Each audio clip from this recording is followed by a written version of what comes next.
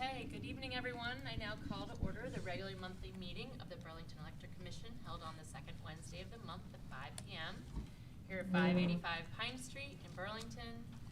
Today is May 13th and the time is 5 p.m. Let the record reflect that we have a quorum present. All right, commissioners, you've received the agenda for today's meeting. Are there any proposed amendments? No. Okay. If there are no amendments or objections, the agenda will be adopted as presented. Great. All right. So, can we have the minutes from our previous meeting that was held in April have been distributed? Are there any corrections to the minutes? No. Move to accept as presented. Full second. Any discussion on the motion? Okay. All in favor of adopting the minutes? Aye. Aye. All right. The motion passes with 5 in approval and none opposing. There we go. That's the word. Okay. So now we will hold the public comment period. I will now open the floor for public comment. Each speaker is asked to state their name and keep their comments to 5 minutes. I believe we have someone in person who would like to present today. We do, and Pike had just commented, yes, I would, so I'm not quite sure what that is Great. pertaining to. Sure. Let's start with Stuart Lindsay in the room. Thank you so much. And then we can move online. Thank you. Supposed to sit. John? Thank Hi. you. Evening. No mic or no? No, you're It fine. should be You're fine. working. You're fine. It'll pick it up? Yeah. Great. So there's Good. no Thank you PA. very much. Okay. Appreciate it. Good evening, Commissioners. Thank you for the opportunity to speak this evening. I'd like to address what I see as a missed opportunity in BED's current EV charging rebate program, the lack of support for those who charge using the standard 120-volt cable that comes with every electric vehicle. They may be apartment dwellers, renters, or homeowners who live where it's impractical, unaffordable, or unnecessary to install an expensive level 2 charging system with monitoring and have no other realistic option. They are often modest and income-sensitive residents, and they are the ones most likely to benefit from a change to the existing BED rebate program. For those that can afford an $80,000 vehicle, this is a non-issue. For others, it absolutely is. And I'd like to suggest a simple, inexpensive solution. This is a Pony 2500, 120 volt and 220 pass-through monitor made for EV charging, capable of accurately recording time of day use, kilowatt hours consumed, and can be remotely accessed by an existing Wi-Fi. Priced at $59 on Amazon. Now, thanks to incentives from Vermont's Replace Your Ride program and BED, thank you, I drive a 2021 Toyota RAV4 Prime that charges at 12 amps, 120, for a range of up to 54 miles on electric. I replaced a gas-guzzling Chrysler Town & Country, and comparing year-to-year fuel costs, it went from over $1,300 for gas to about $300 without any change in driving habits. If I charge it from empty, 20% battery, to full, the most I can put in is approximately 10 kilowatt hours. If I charge every day of the month from empty to full, the most I can consume is 10 kilowatt hours times 30 days is 300 kilowatt hours.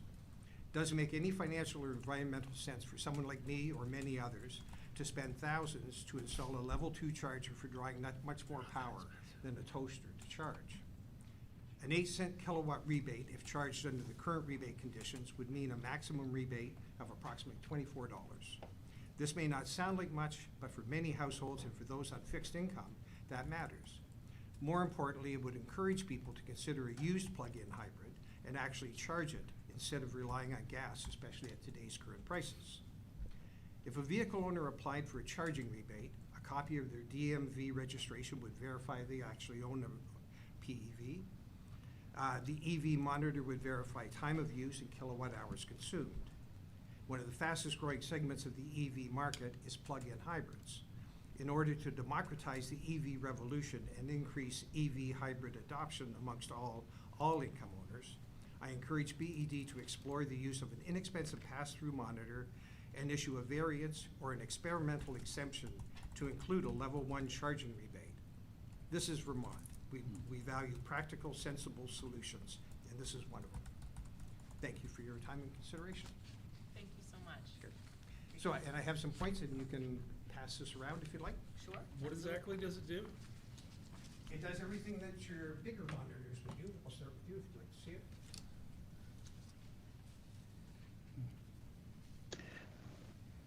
With the commission's permission, could I ask a quick follow-up question for the audience, for the, I just want to, Sure. okay, I just want to push back a little bit on your pricing for the, I have a level 2 charger on my house. BED paid for the charger. What's that? BED fully paid for the charger. Right. The only thing I had to pay for was the electrician. Oftentimes I'll stop here and when I'm on my bicycle going by and I'll see somebody snoozing in the car as they're charging. Yeah. And I'll say, so why would you charge here? And they say, well, I live in an apartment and I don't have a means of running a heavier cord.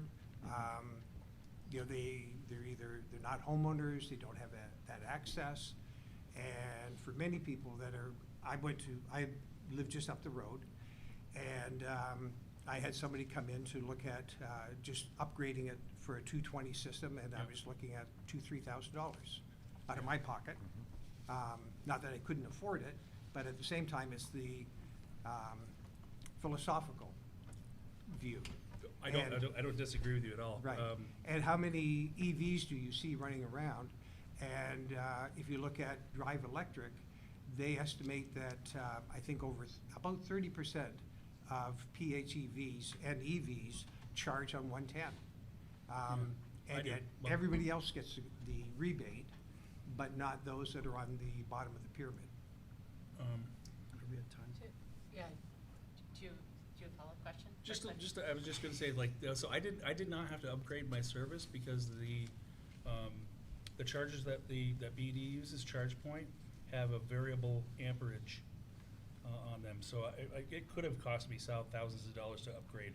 Right. Didn't have to because of the flexibility of the ChargePoint unit that BED builds out. Yeah, so again, I didn't have to, so it didn't cost me all that much. Are you running it on 110? Yes, sir. Okay, Yep, with 40 amps. okay, And I can charge my car in about 6 or 7 hours. good. But I see your point, certainly, but in terms of renters, I think you have a valid Yep. point. And I think Pacific Gas and Electric had an experiment with, I'm a layman, but they had a unit that would be able to hook into a 110 system and monitor it. So, and I'm not aware, when you look at apartments, many are adopting a program where they have 110 because people leave their car for 8 to 10 hours.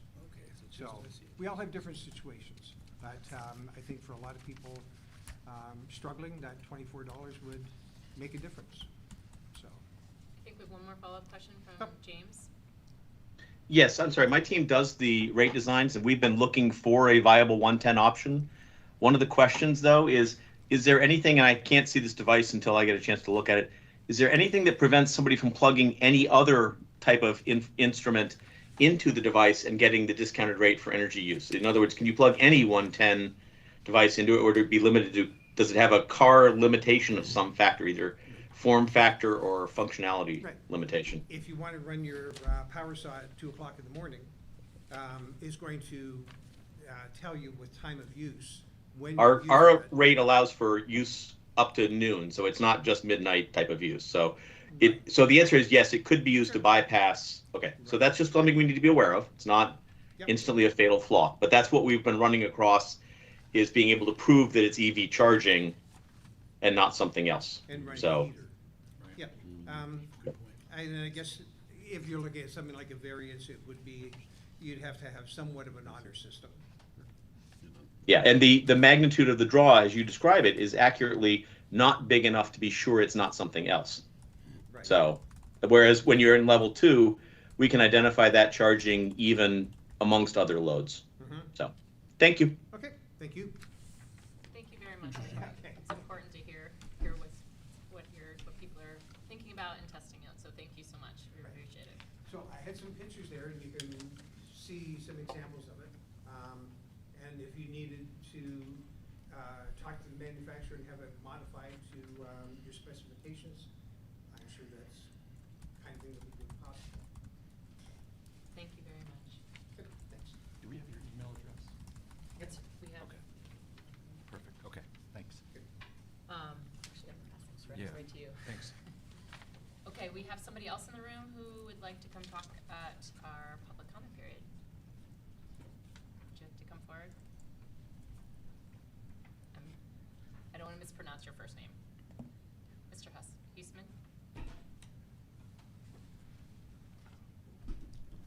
My name is Leonard Huisman, and thank you for allowing me to speak here. I would like to make some comments on renewable energy.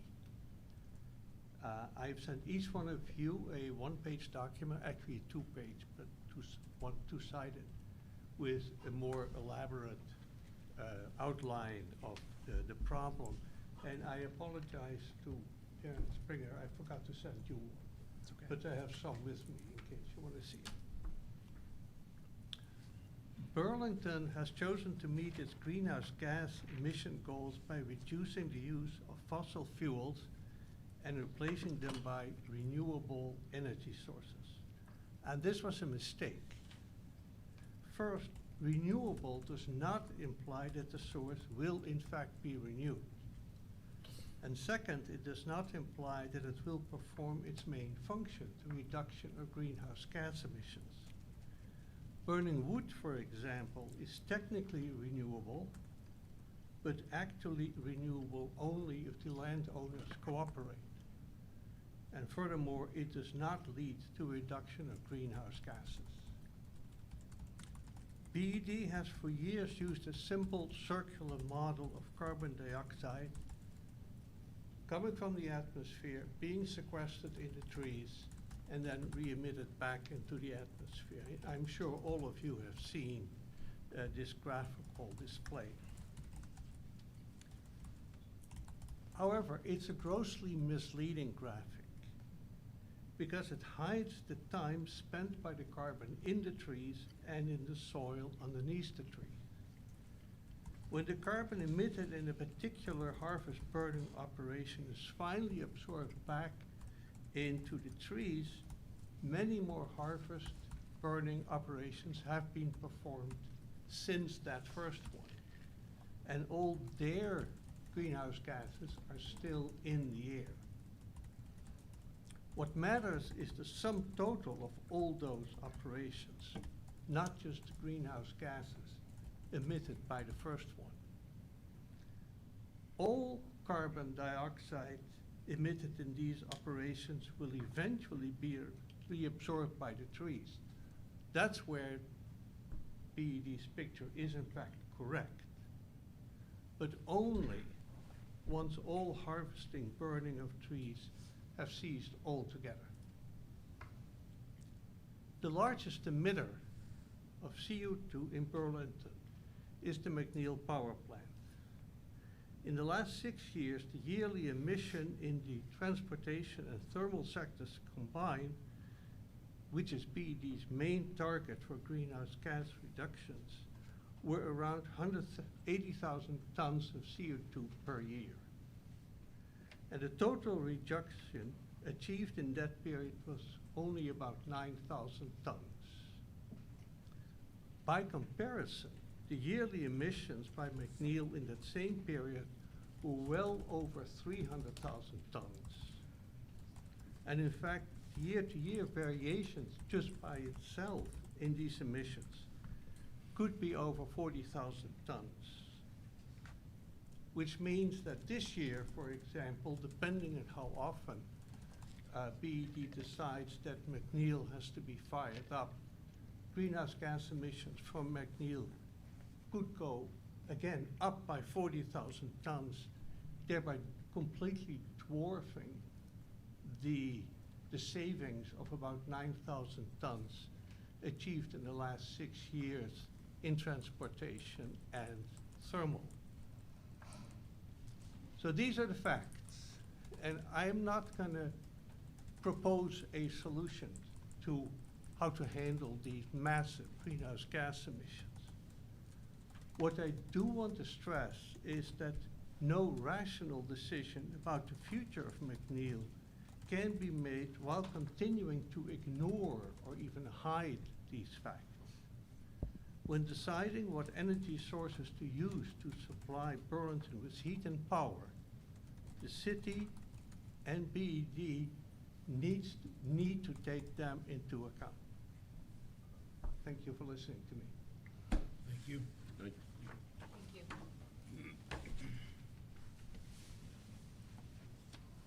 Okay, and I believe we have Mr. Porter in the virtual space to also provide a public comment.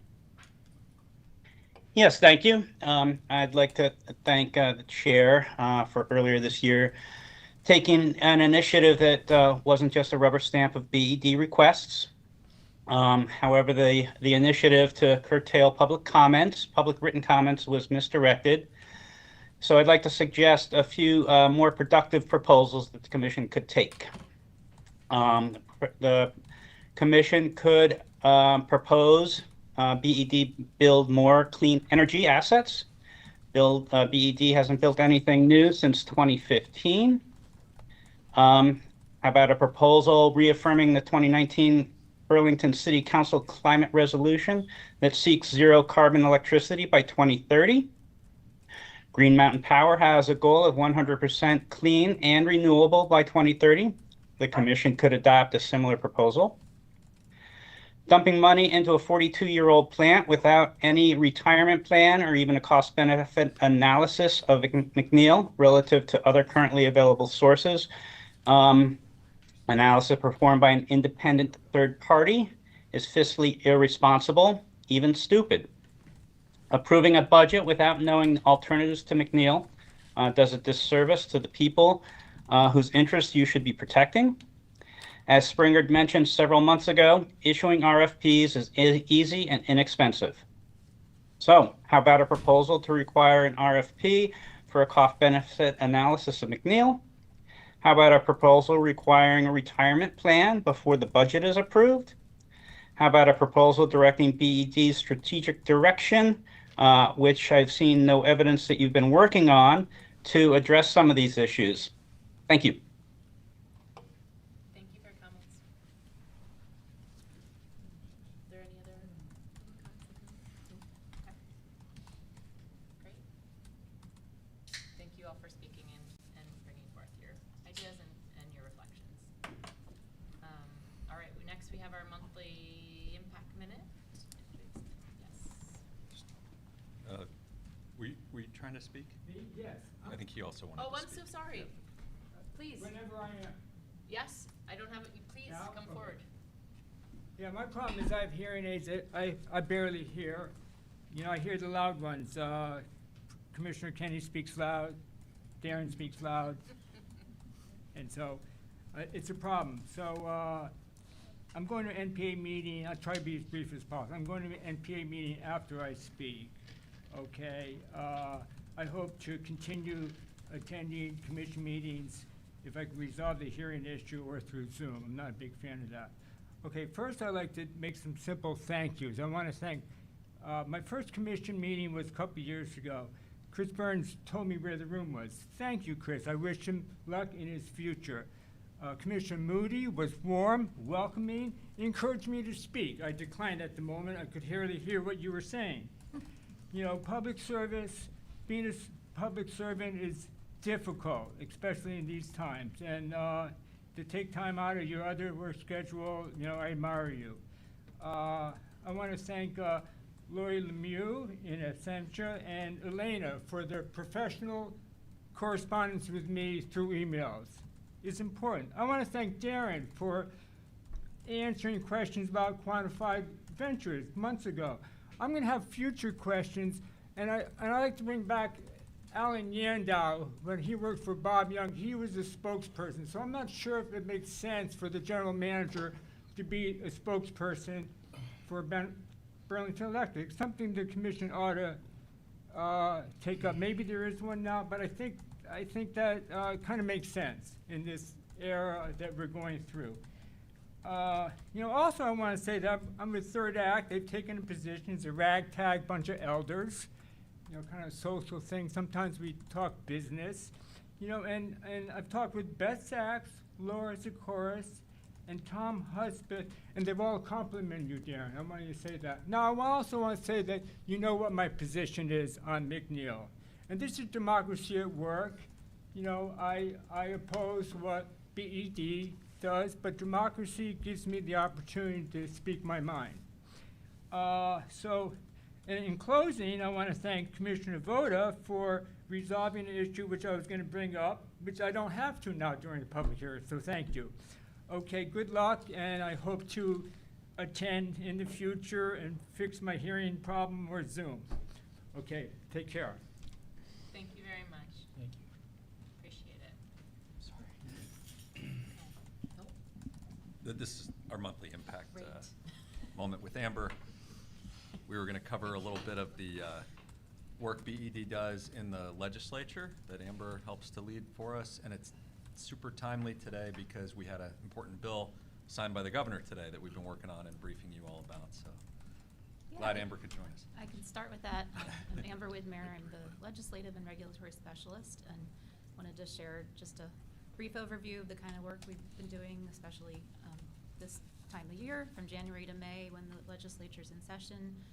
Most of my focus is on following the bills that are introduced and the committee discussions, or specifically relating to energy policies, both ones that we've proposed and ones that may affect us, just kind of monitoring to keep track of what those effects would be. It's a citizen legislature, which means they have no staff, so it's actually provides a good opportunity for us to have direct relationships with the legislators who reach out often to look to us as subject matter experts. So it's a pretty amicable relationship that we have. Since this was the second year of the biennium, they kind of hit the ground running. In a first year, Darren and I would go down and do kind of the 101 of BED for everybody. This year we were able to go down and directly start advocating for our bill, which was just signed by the governor today, H940, which will give us the continued flexibility to use the TEPF funds for complementary programs such as enhanced EV incentives and geothermal test wells. So that is a great milestone that we were able to accomplish. Usually the committees we're working with are the House Energy and Senate Natural Resources Energy. Those are the main two. We also in Senate Finance because they have utility jurisdiction. But it could also, a lot more EV policies are being developed, so we spend more time in Senate and House Transportation.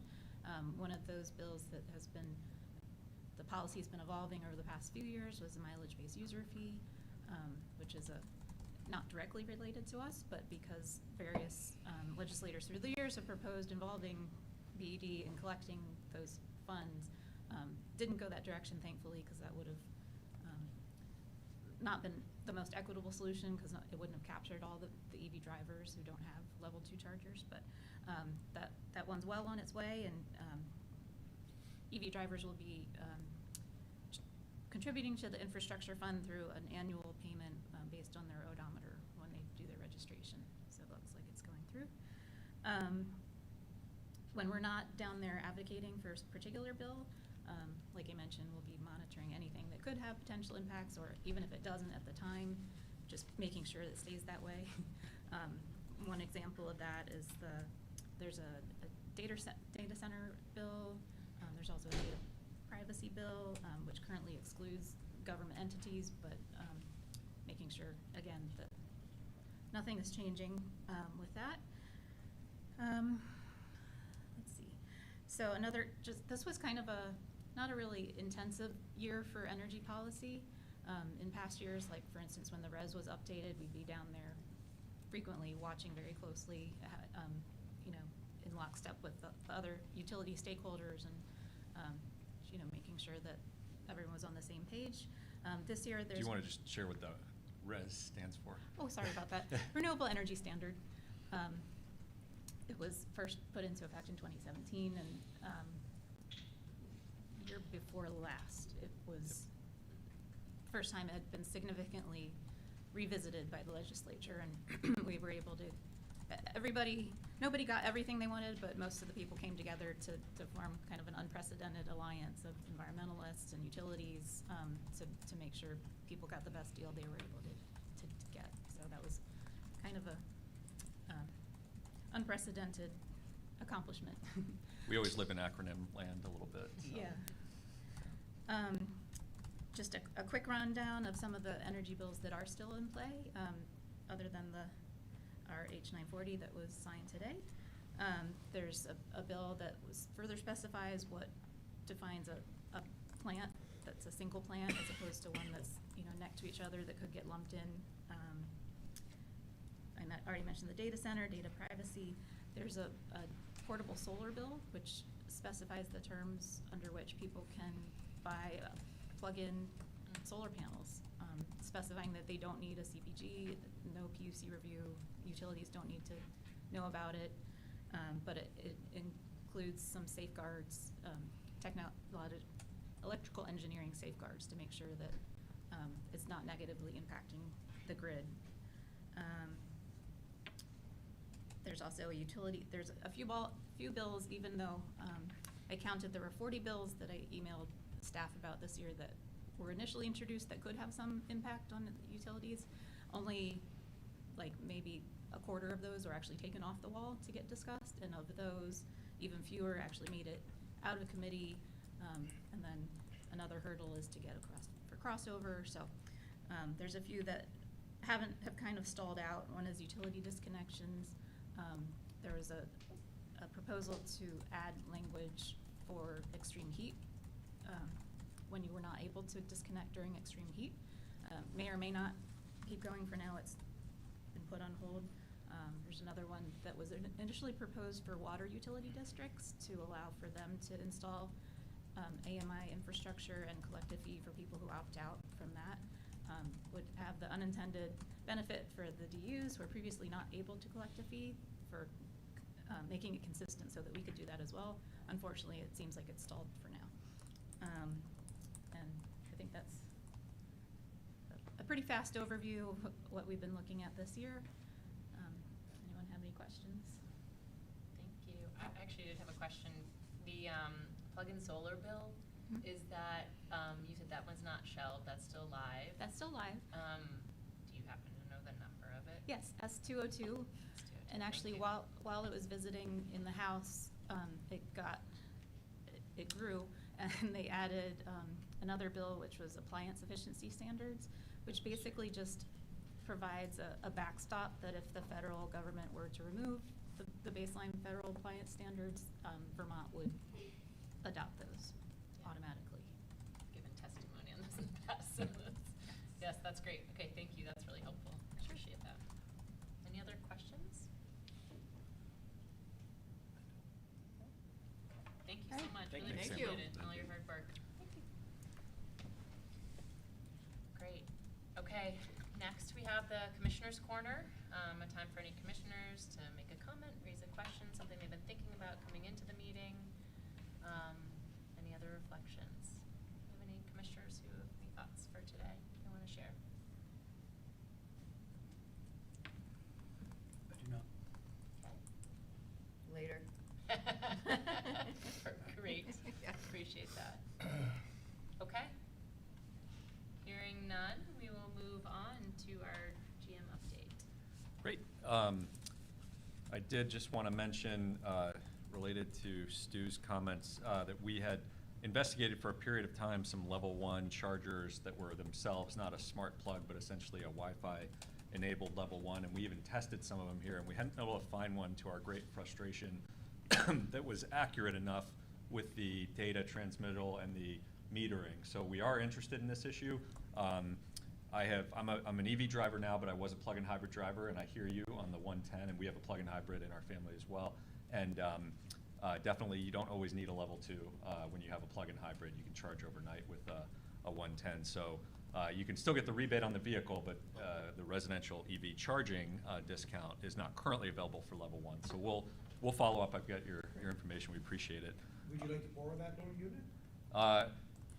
Maybe. I will email you if our team is interested. Yeah. So thank you, though. I appreciate that. It's a good issue to dig into. I did just want to kind of elaborate momentarily on H940, which is, as Amber mentioned, will allow us to continue our enhanced EV incentives and geothermal test well program and some commercial custom programs. We also worked with the Department of Public Service to address some different issues that they had raised around these pilots. And so we are also going to be able to offer a new income qualified customer electric panel discount upgrade program as part of this, which we'll propose as part of our 3-year budget for 27 through 29 in our what's called the DRP, the Demand Resource Plan. We also will be able to continue something that we've started this year, which is to work with CVOEO and BGS on what we think of as kind of pre-weatherization initiatives, the abatement of health and safety issues, vermiculite or a roof issue or electric wiring that prevents customers from being able to weatherize. So there's some exciting new initiatives in this bill potentially for us, as well as continuation of some really important existing initiatives. It was our major legislative priority for the year. We're really grateful that the legislature enacted it and that the governor signed it today. I'll work backwards. I'm gonna include a brief, and I'll share screen when I do, a brief update on the net zero roadmap as well, because we didn't get a chance to cover that between the last meeting and this meeting. It wasn't released at the time. We do have a new customer support AI chatbot called Sparky, that if you go to our website and check out the green bar at the bottom, it'll say chat now. It's a very constrained AI chatbot. It does not know anything about stuff outside of BED's web pages. So, and it's on a fairly strict setting in terms of the way that it answers questions. So the goal here is really that you could go to our website and search around for different rebates and, okay, what am I eligible for? What types of offerings do you have? And you can do that. But if you want to kind of cut to the chase, you can, ask Sparky a question and say, hey, I'm interested in an EV. I don't know what I'm eligible for. Can you tell me? And it'll kind of cut right to the chase and give you the forms and the information. So we're hopeful that it'll help customers particularly take advantage of our different rebate programs and learn more information about those. Encourage the commission, anybody in the public, test it out. Let us know if you like it or if there are things that we should refine about it. We're kind of in a pilot stage at the moment, but it is live. Wanted to also mention we have 2 new DC fast chargers at the St. Paul and Bank Street location. These are going to be the fastest in our network right now, so they can go up to 125 kW if only one of them is in use, and if both are in use, they drop down to the level that the one here at Pine Street and the others are, which is 62.5 kW. So those are now live, and now we have 5 fast chargers in our public network. The one at 585, the one down at the waterfront, one at the Marketplace Garage, and now the 2 as well downtown, and we'll continue to work on adding those, but those ones are live. Wanted to just mention briefly, we were a partner with Renewable Energy Vermont and UVM on the second now Electrify Vermont Summit that took place at UVM as part of their research week as well, April 13th. We were really fortunate to have Jigar Shah, who's a recognized national and international expert on energy and a variety of roles that he's played, entrepreneur, Department of Energy official. He was our keynote, and we had some good panel discussions. And we do have a podcast episode with Jigar. If you want to check it out, it's at the burlingtonelectric.com/pod. We're coming up on our 100th podcast episode in the near future, so we're excited about that. And we'll talk more, Emily and I will, in a little bit about the budget, but we are pleased to be coming in at the 2.99%. I know Commissioner Moody has one more meeting with us, has been wanting the rate change to be below 3 for a very long time, and we've been striving to get there, and so this will be our lowest rate change number since the pandemic, and well below, I think, what we see in the national and other trends, so we're pleased to be offering that this year. We'll dig in more. I do recommend for the commission, there's a good detail section in the report about some of the transmission changes and impacts that we're seeing from a FERC decision that's impacting the entire region and the entire state in different ways. So in reaching that 2.99 and doing all the other things in this budget, we had to mitigate some upward cost pressure from that transmission FERC decision. So there's some good detail in there in the Center for Innovation section about that. Happy to answer questions, but I won't go into more detail right now, knowing we have a lot on the agenda. So lastly, I will just share screen here for a moment. I'm logged into the meeting and just cover a few highlights from the Net Zero Roadmap, if I can find the right window here to share out. Just a moment. Let's see.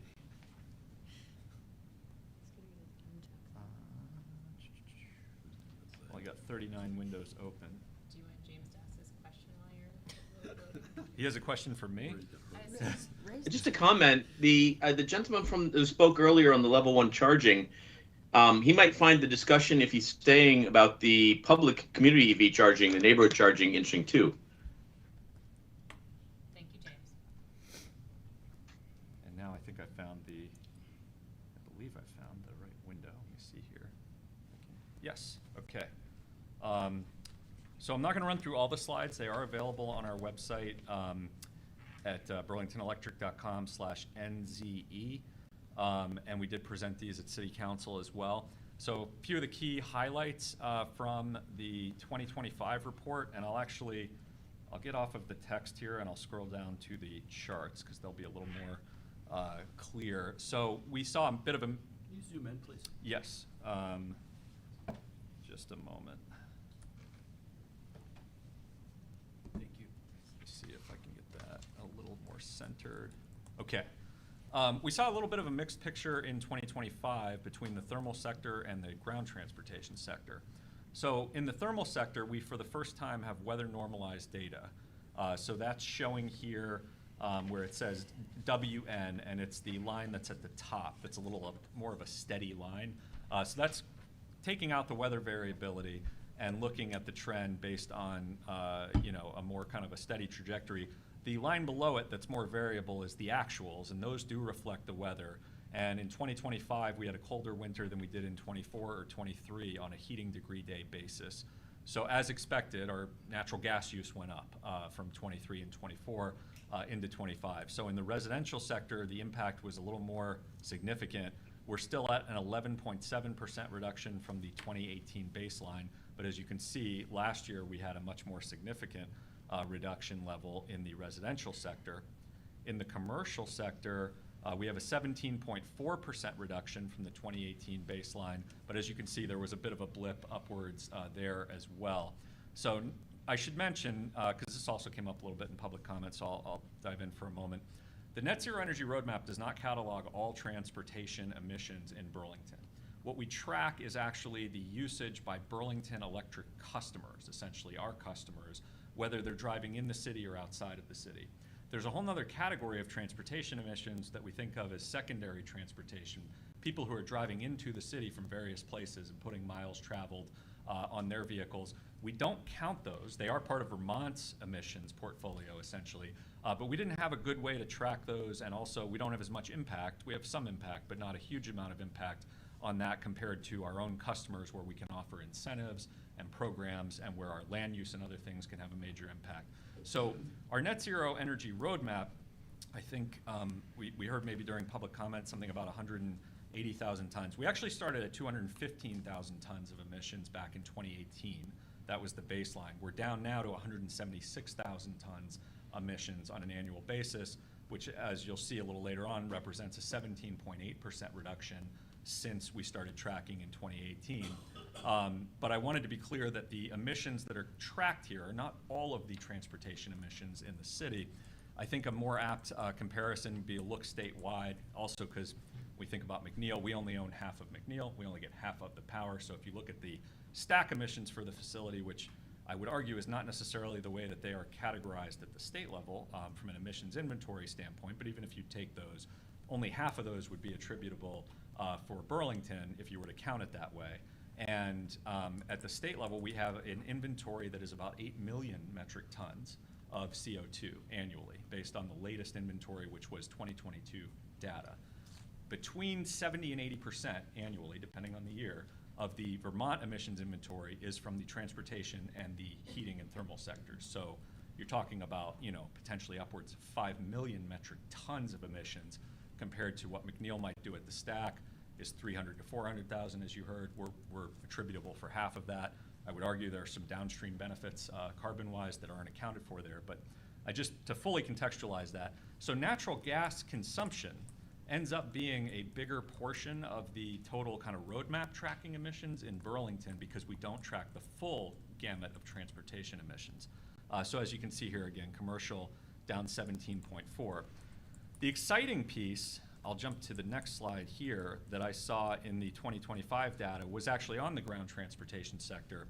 We have a 24.3% reduction between 2019 and 2025 in terms of Burlington's estimated motor gasoline and diesel consumption. I compared that to the state where we took the data from the JFO, the Joint Fiscal Office, using a rolling 12-month sum of gallons taxed, roughly a 7.3% reduction over the same period. So, how do we get this nearly a quarter reduction in the ground transportation sector? There's lower vehicle miles traveled since the pandemic per vehicle. It dipped significantly in 2020. It bounced back up, but it's not all the way back to where it was back in 2019. We have certainly less overall vehicles registered. So I think that it's possible that Burlington's land use design, walkability, bikeability, transit system, car share system is having some impact potentially there with people registering less vehicles. We have less gasoline vehicles registered overall, significantly between these two timeframes. And we have a growing number of EVs and plug-in hybrids. It was 1,485 as of the roadmap that are part of our fleet.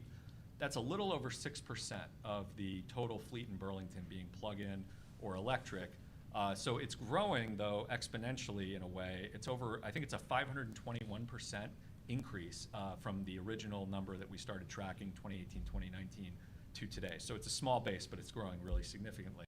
So that's how you get to that impact, as well as we have electric buses in the transit fleet and some, heavy-duty electrification there as well. So that's the good news piece that I saw in this from a ground transportation standpoint, a really significant reduction there. And I'll skip ahead just for the last slide here to the kind of overall picture, which, as mentioned, is driven more by the thermal sector than the ground transportation sector. So you can see a little bit of an upward trend between 24 and 25 due primarily to that weather variability. You can see the orange line there is the IPCC, Intergovernmental Panel on Climate Change target applied to our net zero data, as well as the net zero trajectory itself. We were spot on with the IPCC trajectory really over the last 3 years, and then we're a little bit off of it this year based on that rebound. So we're hopeful to see some continued progress in that direction as we go forward. But hope that was helpful. I know it was a bit truncated given that we have a number of items on the agenda, but wanted to make sure we had a chance to cover some of that data. Glad to answer questions. Thanks. My question is based on the first slide that you showed, and apologies if you explained this and I didn't catch it all. But this is weather normalized, right? It's showing both weather normalized and actuals. Right. Yes. So in the weather normalized, we did still see an increase? That's correct. Okay. It was more moderate, but there was a little bit of a bump even with the weather normalization. And do we have any sense of, apologies if you went here, but? Not necessarily. Now, the weather normalization, as I understand it from Synapse, which does the roadmap data, is they took a 10-year rolling average based on a 65-degree sort of baseline. And so even weather normalizing, maybe you don't fully capture the impact from a year to another year of a more dramatically cold winter. The other thing is weather normalization will impact the heating piece, but this is total natural gas consumption. So you're also looking at appliances, water heating, cooking in some cases. So it's not kind of uniformly a one-to-one for the weather normalization piece. I'd be surprised if we weren't on a better trajectory overall, because we are seeing more heat pumps, more induction cooking, more electric appliances. On the other hand, we're also seeing development, within the broader community. I don't know if that's having any impact. We do have a pretty strong ordinance around new development being either fossil fuel free or paying a carbon fee, and we haven't had a carbon fee come in yet. So there may have been development that was in the pipeline prior to the carbon fee being in place that could have used natural gas possibly. So I'm not sure if that had any impact, but It is a trend that we're kind of interested in tracking over time now that we have the weather normalized data, because I think last year residential was something more like a 20+% reduction. So we saw a pretty big, rebound in 1 year based on that. So I'm curious as well. We don't have any other insights beyond that, though. Thank you. Yeah. Am I allowed to ask a question? It's a very brief question. I think, feel free, but we might not respond if you want to just. Yeah, fair enough. I'm just curious, why is Burlington only responsible for 50% of McNeil emissions? We only own 50% of the facility. Even though McNeil is within the city boundaries, the So- fact that it has a non-Burlington owner? It's actually even more complicated than that if you want to dive into it. If you were to track emissions related to the electricity portfolio, typically you would do so in what we think of as a post-renewable energy credit transaction. And we don't typically, although we have in one case, we don't typically retain and use the McNeil credits in Vermont towards our portfolio. We are able to sell those at a higher value for our ratepayers, and we also buy back additional renewable credits to cover our portfolio. So if you were to look at Burlington Electric's electric portfolio post-rec transaction, you'd be looking largely at a hydropower-focused portfolio as opposed to our generating facilities portfolio, which includes half of McNeil in our mix, as well as wind, solar, hydro as well. So it's not as simple a calculation as saying McNeil is in Burlington necessarily. It's in Vermont. Certainly it is accounted for in the forestry sector, in the land use sector, which is how my understanding of how the Intergovernmental Panel on Climate Change and others account for wood that is harvested, is that it's caught in the land use sector, land use change. So if somebody is cutting a tree, which just to be clear, we do not cut trees, we do not harvest wood. We take leftover product that meets our standards from different sites that are harvested for other reasons, and we use it for energy at McNeil, both from upstate New York and from Vermont. But you can't capture the same ton of carbon twice. So the IPCC, as I understand it, when you go out and you cut a tree, that emissions is captured in the land use sector, not in the energy sector, because it's not captured when it's burned at the stack. It's captured when the tree is harvested. So it's a complex area of carbon accounting. I would certainly grant that. There's different ways you could look at it. But in terms of McNeil, we only get half of the energy from McNeil. So if you were accounting for it that way, which is not the way I would account for it, you would attribute perhaps half of the environmental impact as well. Thank you, gentlemen. I appreciate that. Thank you. Yep. That's everything I've got for the GM report. Fantastic. Thank you very much. Thank you. Okay, on to financials. And a bunch of other stuff.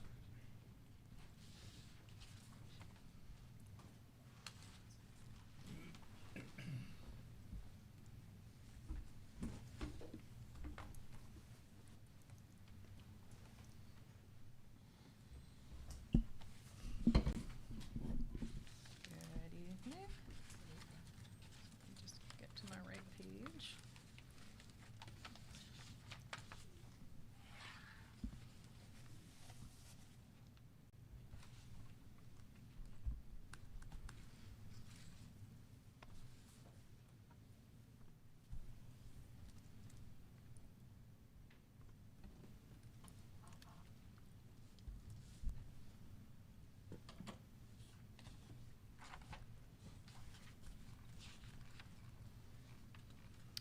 Okay, these are the budget versus actual results for March, fiscal year 2026. In March, we had a net loss of $790,000 as compared to a budgeted net loss of $526,000. So we were $265,000 off of budget. Year to date, we're at an actual net income of almost rounding to 2.8 million, 2.755 million, compared to a budget of just about 2 million. So we're $728,000 better than budget for the year to date. Going down the income statement from the top for March, sales to customers were favorable modestly by 119,000. Other revenues were off of budget by 134,000. It was not a rec delivery month, so there were No power supply revenues budgeted nor received. In operating expense, net power supply expense was favorable to budget by 119,000. Transmission was favorable modestly. Fuel was unfavorable. We ran McNeil more than budgeted. And then that was offset by favorable variance in purchase power. Other operating and maintenance expenses were unfavorable to budget by 126,000. And then below the line, other income and deductions were down 116,000. Most of that the timing of grant proceeds and capital contributions to construction, customer contributions to construction. And interest expense was more than budgeted due to the timing of payments on our 2026 revenue bond. So again, modest negative variance for the month, still a positive variance for the year to date. Any questions before I go to the next page? Okay. And then looking at capital spending, 42% spent of the budget for the year, about $6.3 million. The McNeil annual outage and overhaul of everything when all the projects at McNeil get done started in late April. So the production budget line, not next month, but the excuse me, the May actuals, we'll see some more significant spending on that top production budget line. Can we just stop there on the delayed McNeil projects? Why are they all delayed? I'm sorry. Or not all, but like so significantly delayed, all the capital expenditure for McNeil? Probably just due to the timing of, usually McNeil takes a fall outage and a spring outage. And sometimes things that were planned to be done in this fall are put off to spring and vice versa. So most of these were actually planned for fall, it's not? probably, yeah. Okay. Yeah. The wood chip dryer is not actually Yep. happening, so that one we're using. Right. We're not using, for example. Right, the 627 was budgeted for the wood chip dryer, but we decided not to move forward with that project at all. And I guess the more important question for me then is, most of these, aside from the wood chip dryer, we do think will be done prior to end of fiscal year? Or are we gonna have delayed capital needs? I think the well is also not gonna be done this fiscal year, if I remember correctly. The NOx system is happening. The NOx or system has is already happening, happened. yeah. Yeah, That was the big one. yeah. Right.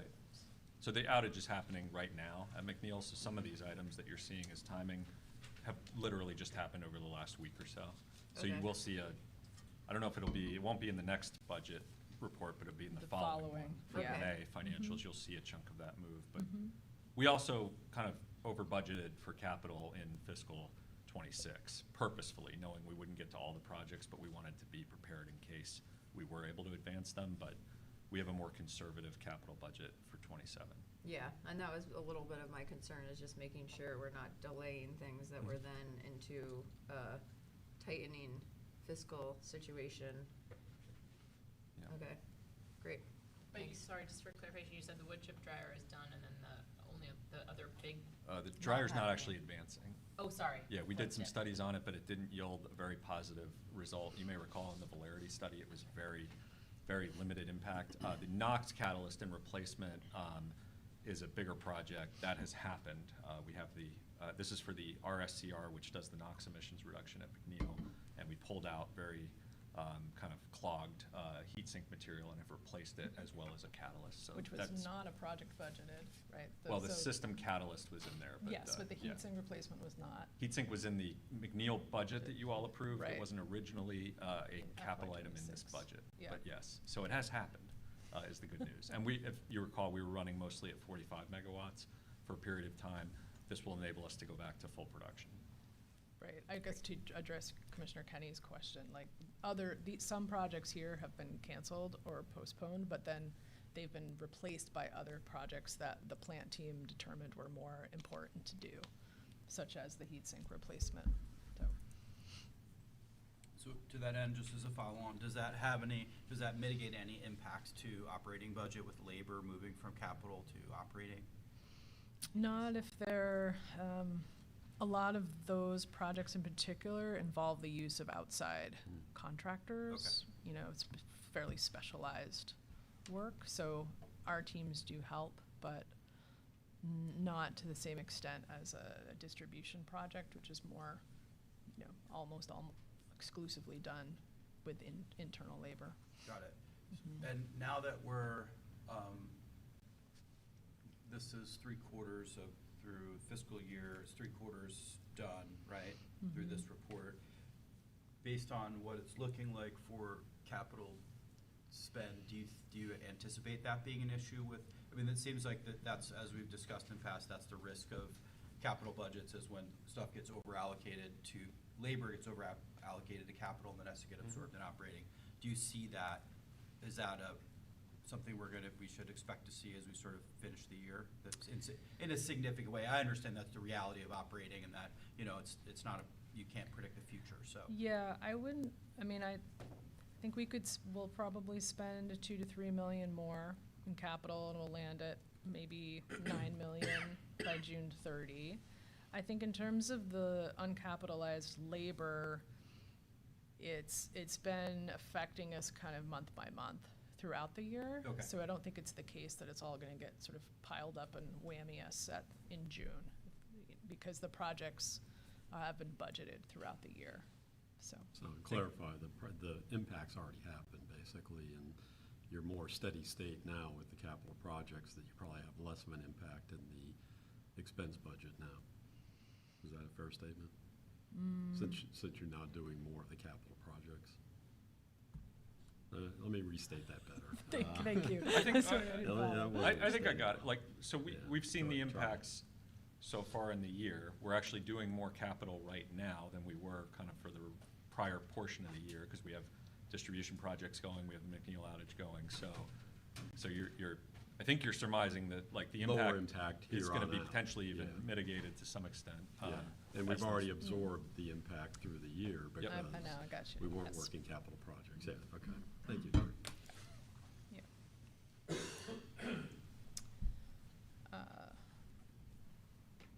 Okay, then moving down to cash.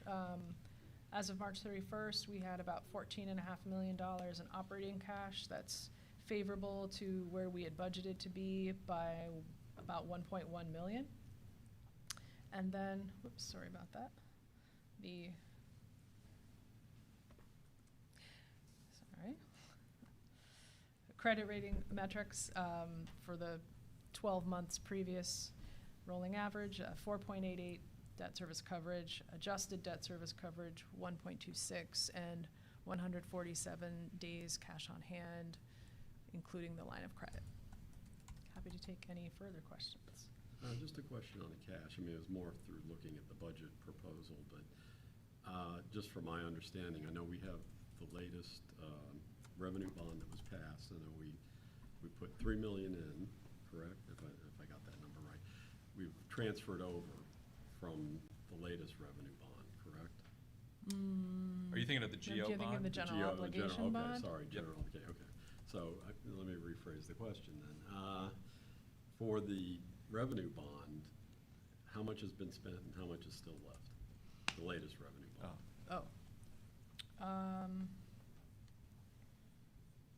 Give me a minute, I don't need and the I'll answer come immediately, back to but you. That's fine. It's just a question that I had. Yeah. Maybe for the budget, we'll go through it then. Okay, Mhm. thank you.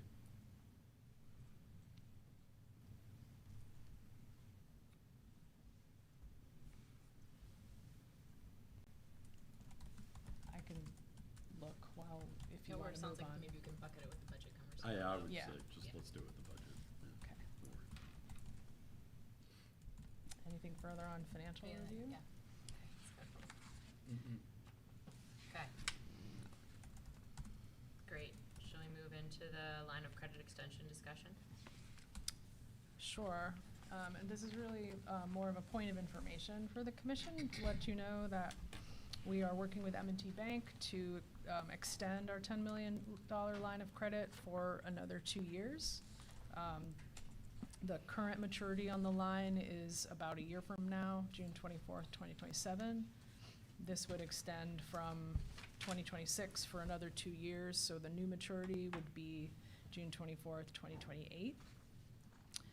M&T has offered to extend the line at the same terms and conditions that we have now, with one change, and that would be an increase in the unused line fee by 2.5 basis points. So right now we pay 0.1% on the line for the privilege of having it and not using it, and that would go to 0.125%, which would add for us an additional cost of about $2,500 annually.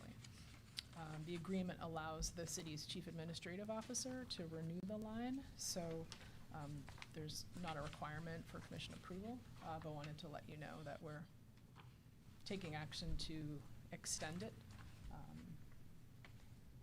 So, Just one any questions? question, just for my history. Have we ever used that? Not in my memory here in 6 years. There was a time, I want to say, around the financial crisis. I had sort of looked it up in the archives.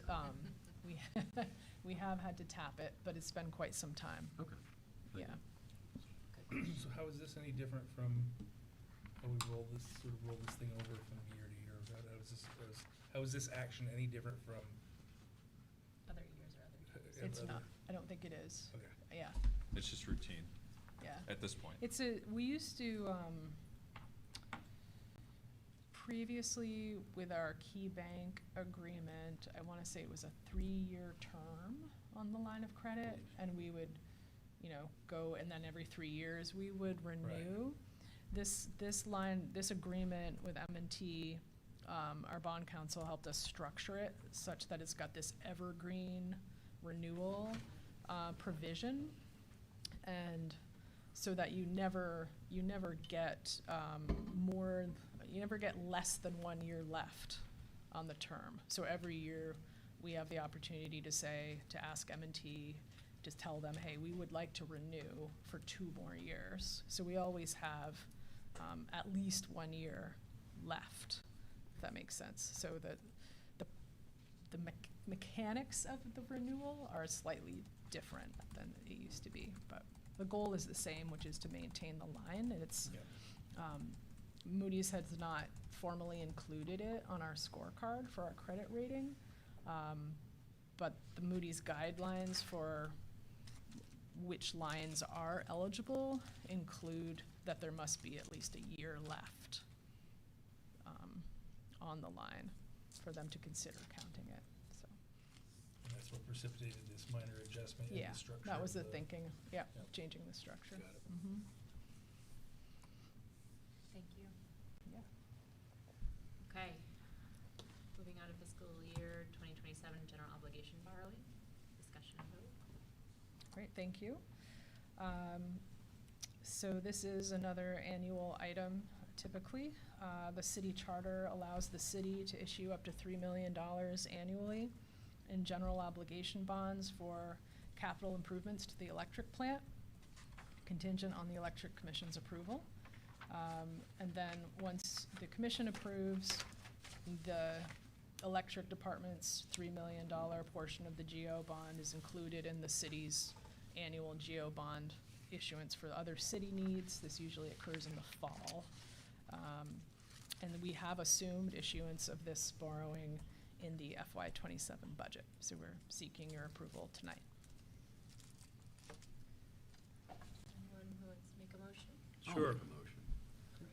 To recommend Board of Finance and City Council authorize and direct the Chief Administrative Officer to pledge the credit of the city by issuing general obligation bonds or bond anticipation note in the amount of $3 million for the 2027 fiscal year for capital improvements, additions, replacements for the efficient and economical operation of the electric department. Second. Any Any discussion on the motion? All in favor? Say Aye. Aye. Aye. None opposed? Motion passes with 5 in support. Thank you. Okay. Next topic, the fiscal year 2027 rate change, discussion and vote. Yes. So I'm gonna present some slides here, or Darren and I will co-present some slides.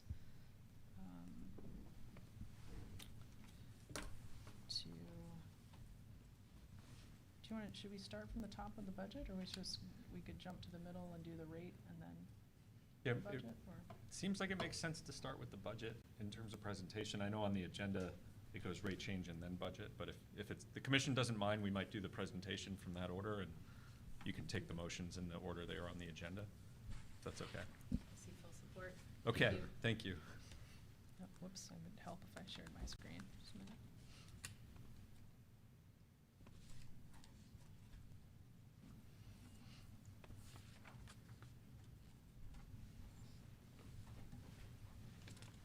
Here we go.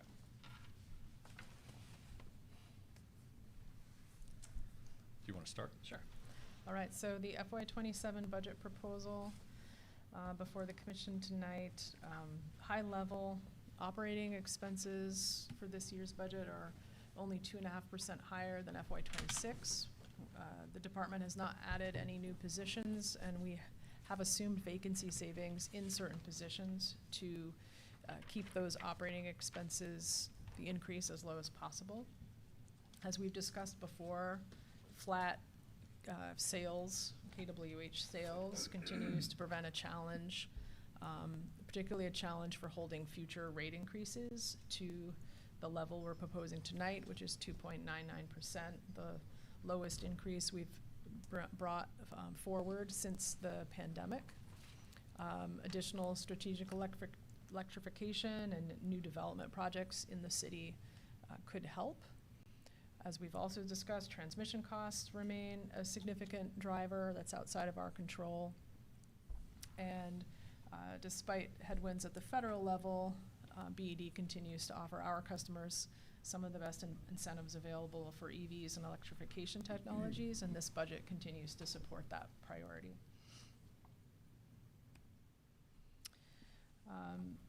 This is a familiar graph to some of you. In being able to present this budget and the rate increase at the 2.99% level, the BED management and leadership team did a lot of work on cost controls and expense reductions. We cut about $2.7 million from operating and maintenance expense that was not power supply related. As I mentioned earlier, we assumed some vacancy savings of approximately $435,000. And this presentation, compares the cost increase trajectory that the department was on kind of prior to FY16 with, that's the orange line, with the actual cost increases that have happened since FY16. Can I just ask a question? So the cut amount, the 2.7, for example, is year over year, not in comparison to projection? No, it is neither. It is from the budget as it was initially put together to getting to a place where it works. Okay.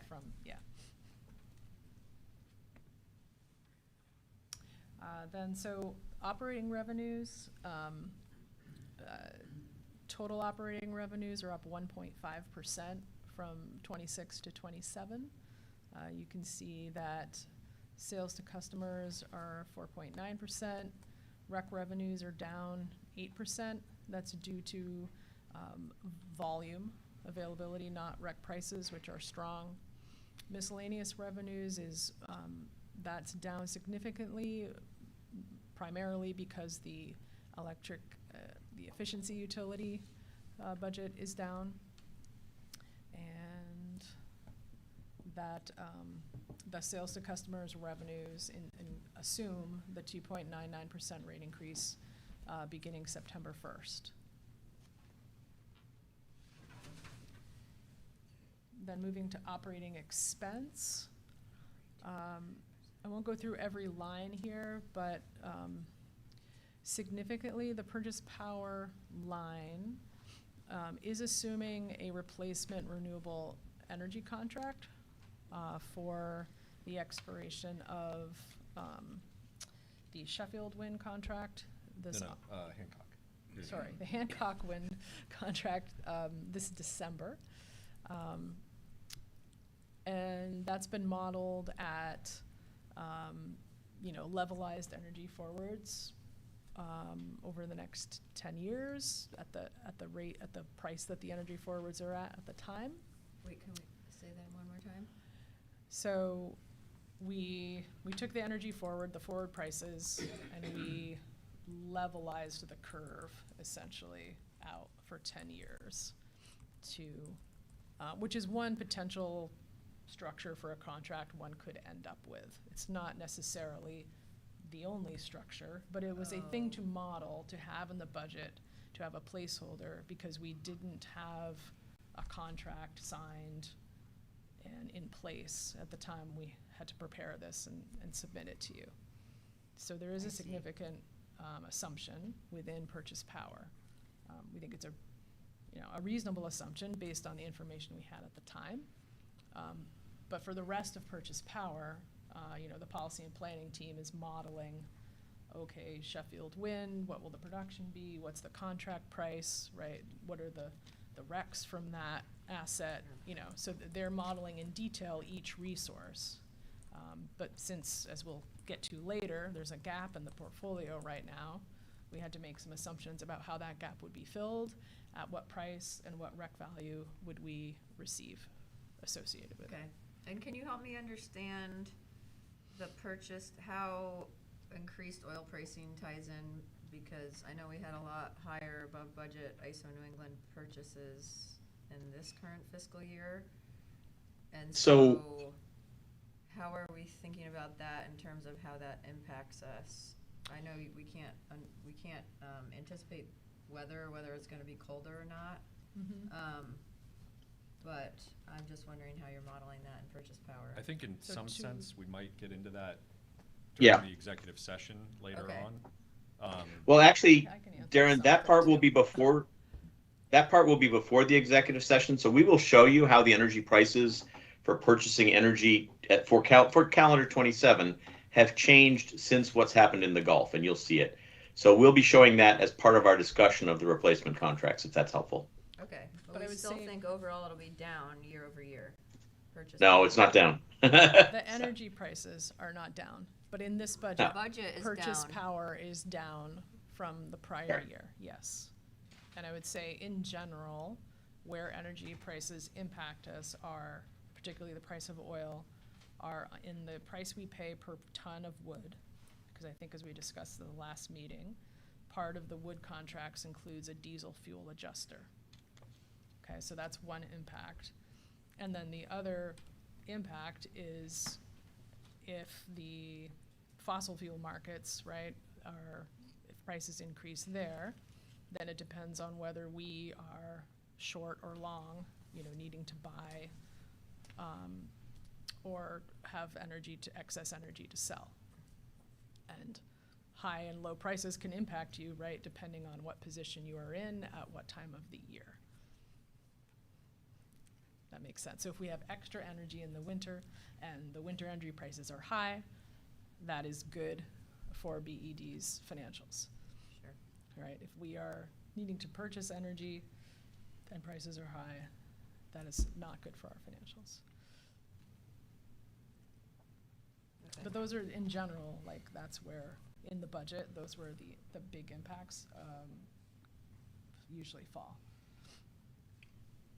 So overall, operating expenses up 2.5% from FY26. The purchase power asterisk is the main thing I wanted to note. And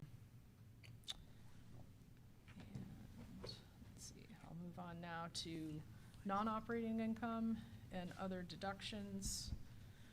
A modest increase in dividends from our investment in Transco, which is the holding company of Velco. We will be purchasing equity, well, VEPSA will be purchasing equity and borrowing to pay for it, and so our dividends for that equity purchase will go to pay off the loan, but there will be excess return to us over and above. The dividends will cover the loan payment and then some, so we will receive the then some, and that's the modest increase in dividends. Interest income is up significantly because we've invested the proceeds of the 2026 revenue bond. Grants and capital contributions are down. A lot of that driven by capital contributions, with the Champlain Parkway finished and the Main Street project wrapping up. There's not a lot of capital with customer contributions in this year's budget.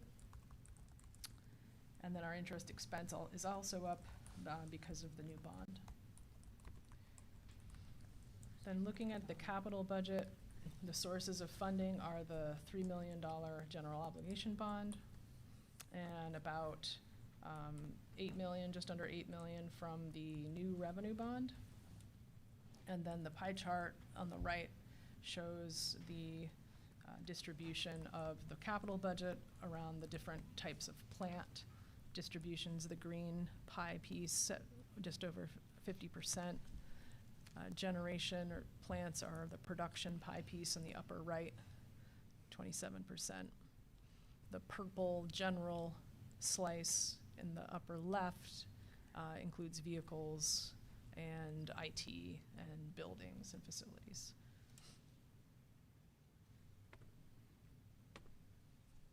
So overall, this budget will generate a modest net income of $722,000. Operating cash, we expect to end around 16 million.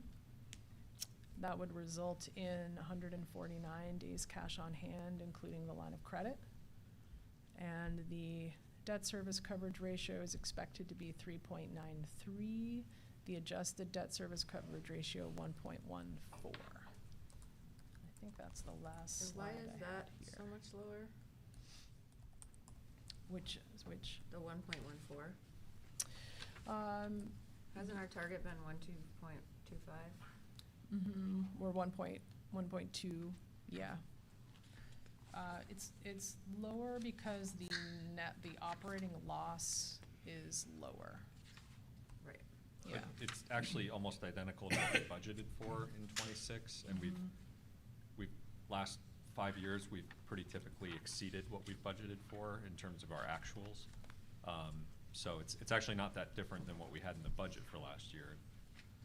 We're hoping to land, and we're currently at the 126 in the '26 budget, hoping to land it above where we targeted. I think it's, yeah, so it's a little low, but if you've been budgeting for that, I guess one of my questions is on this, or maybe I'm asking at the wrong time, but our net income is lower than it has been the last 4 years shown, 5 years, whatever's on that, not on that page.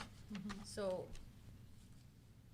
then why would the rate increase be the lowest it has been? I guess I just can't connect the dots there. That's exactly the trade-off, Right, is we think our customers would rather us deliver the 299 rate increase rather than do a 4.5 or a 5 and have a higher net income number. And a And I higher guess where does that adjusted affect debt the service. long-term, I guess what, the long-term, not viability of the utility, but, sustainability or all of those things? Cause I think if we're seeing this adjusted debt service coverage ratio lower, and we're seeing budgeted net income lower, I guess, yeah, can you share your thoughts on that? I mean, there's some interesting kind of puts and takes between net income, operating. Look at days cash on hand's actually significantly higher. 149 compared to the 135 budgeted. So they're not completely on a identical kind of linear trajectory. Each one has different inputs, but it is a bit of a, you know, decision as to, are we trying to get the ADSCR up to, you know, if you wanted to get it to like a 175, you could try for a ratings increase, going from the A3 up to an A2. We've never specifically targeted that. We've certainly tried to keep it, you know, during the pandemic, it was, I think, briefly around more like the 1.0 kind of level, which was more concerning. And we did the rate changes that we did to kind of boost it back well above the 1.0 and try to be in the, you know, 1.2 to 1.25 range, which we've landed the budget actuals. I think when you look back at the budget, the 3-year running average, which is actually what Moody's looks at, not any individual year, the 3-year running average was a 1.31 for the kind of 12-month trailing, so it's reasonably healthy. So in any given year, you can budget for whatever you budget for and land it where you land it. But trying to increase that 1.14 to say a 1.25, you might be, you know, increasing that rate change from 2.99 to 5% or 5.5%. And it was our judgment that given the various challenges for affordability that we have, that customers are facing in a variety of different places, that at least this year, it doesn't mean we can do it every year, but at least this year we were going to try to be on the lower end of the rate change spectrum. But it's a policy decision. Yeah, I mean, that's what I'm saying. I'm looking at your net income losses where you see that difference, because it's about a $2 million drop in there, which is then going to impact the ratio. So that's what you're saying. And so it's not, to me, I would say it's not sustainable. And I think that's what you're saying as well, is this is the best that we can do. Expect in the future it will probably be higher for the rate increase. Yeah, absent growth in kilowatt hour usage, which we are not really seeing right now.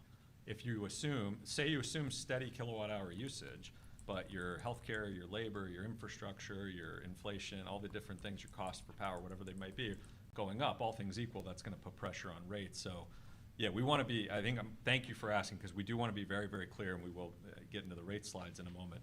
This is deliverable this year, and we have good metrics still and a good 3-year running average.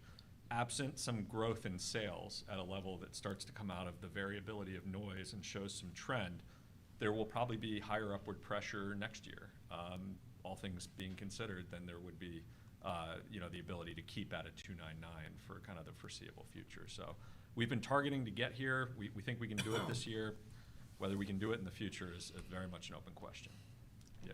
I appreciate that, thanks. I mean, I think from what I hear from data sources, cost of living increases are the biggest concern of Vermonters. So I understand, and I think that's highly beneficial for our ratepayers. And I want to make sure we're not sacrificing long-term stability of the utility in order to do a short-term improvement. And I did, in my desk research, I think the average, I mean, there's various data, but I think the average utility price increase is 5 to 7% for this year nationwide. We have some data Sure, on that. actually I did. Yeah, or maybe it was in there, but. Yeah, I was playing with some other numbers, sorry to interrupt, but playing with some other numbers. I mean, long-term, it's like 3%. And BED in that same, because you presented some stuff in the budget, so I started playing with it. And long-term, BED is just under that long-term. So the 3% long-term, but the 5%, yeah, is due to. Yeah, there's a lot of upward pressure on electricity prices right now, and a lot of upward pressure in other areas. And you know, the feedback we got when we brought the 4.5% last year from the commission, from the council, was, you know, really like this to be lower if we can manage it, and we would too. Obviously, we think we can manage it this year and still have a healthy metric. It seems like your last chance. I hope that's not true, but we'll take it while we have it. Things are pointing that way, but yeah, it's good that took the opportunity this year. And along maybe those lines or another line, when's the best time to talk about the FERC situation? Is that how I say it? Yeah, FERC, okay. Yep. You guys were looking at me. I guess I have some questions around that situation. We can pause now for those if you'd like. Is this the right time for that, considering the budget? We can talk about it in the budget context. Yeah, that's before we jump into the. We don't use the word situation. Yeah, why don't we cover? Is there I thought that was fairly neutral. Yeah, no. It is wonderfly neutral. Yeah. Okay, crisis? No. Or, no. I don't know what to say. Anyway, it's a major emerging factor. for Vermont. And so I was wondering, I guess, what's our estimated total exposure? So I'm seeing 80 million over 10 years for the state. Yeah, you're looking at Vermont. And Yeah. the only thing I could find, and I might have missed it, was FY27, there's 36,000 in there. So there's two different buckets essentially that we're dealing with. One is that, and I should just back up for a moment. The reason that this is impacting us the way it is because of the unique structure of how we manage transmission in Vermont. In other states where the utility companies, may invest in transmission or own transmission differently than we do, it's a benefit for ratepayers if the rate of return on the transmission infrastructure goes down.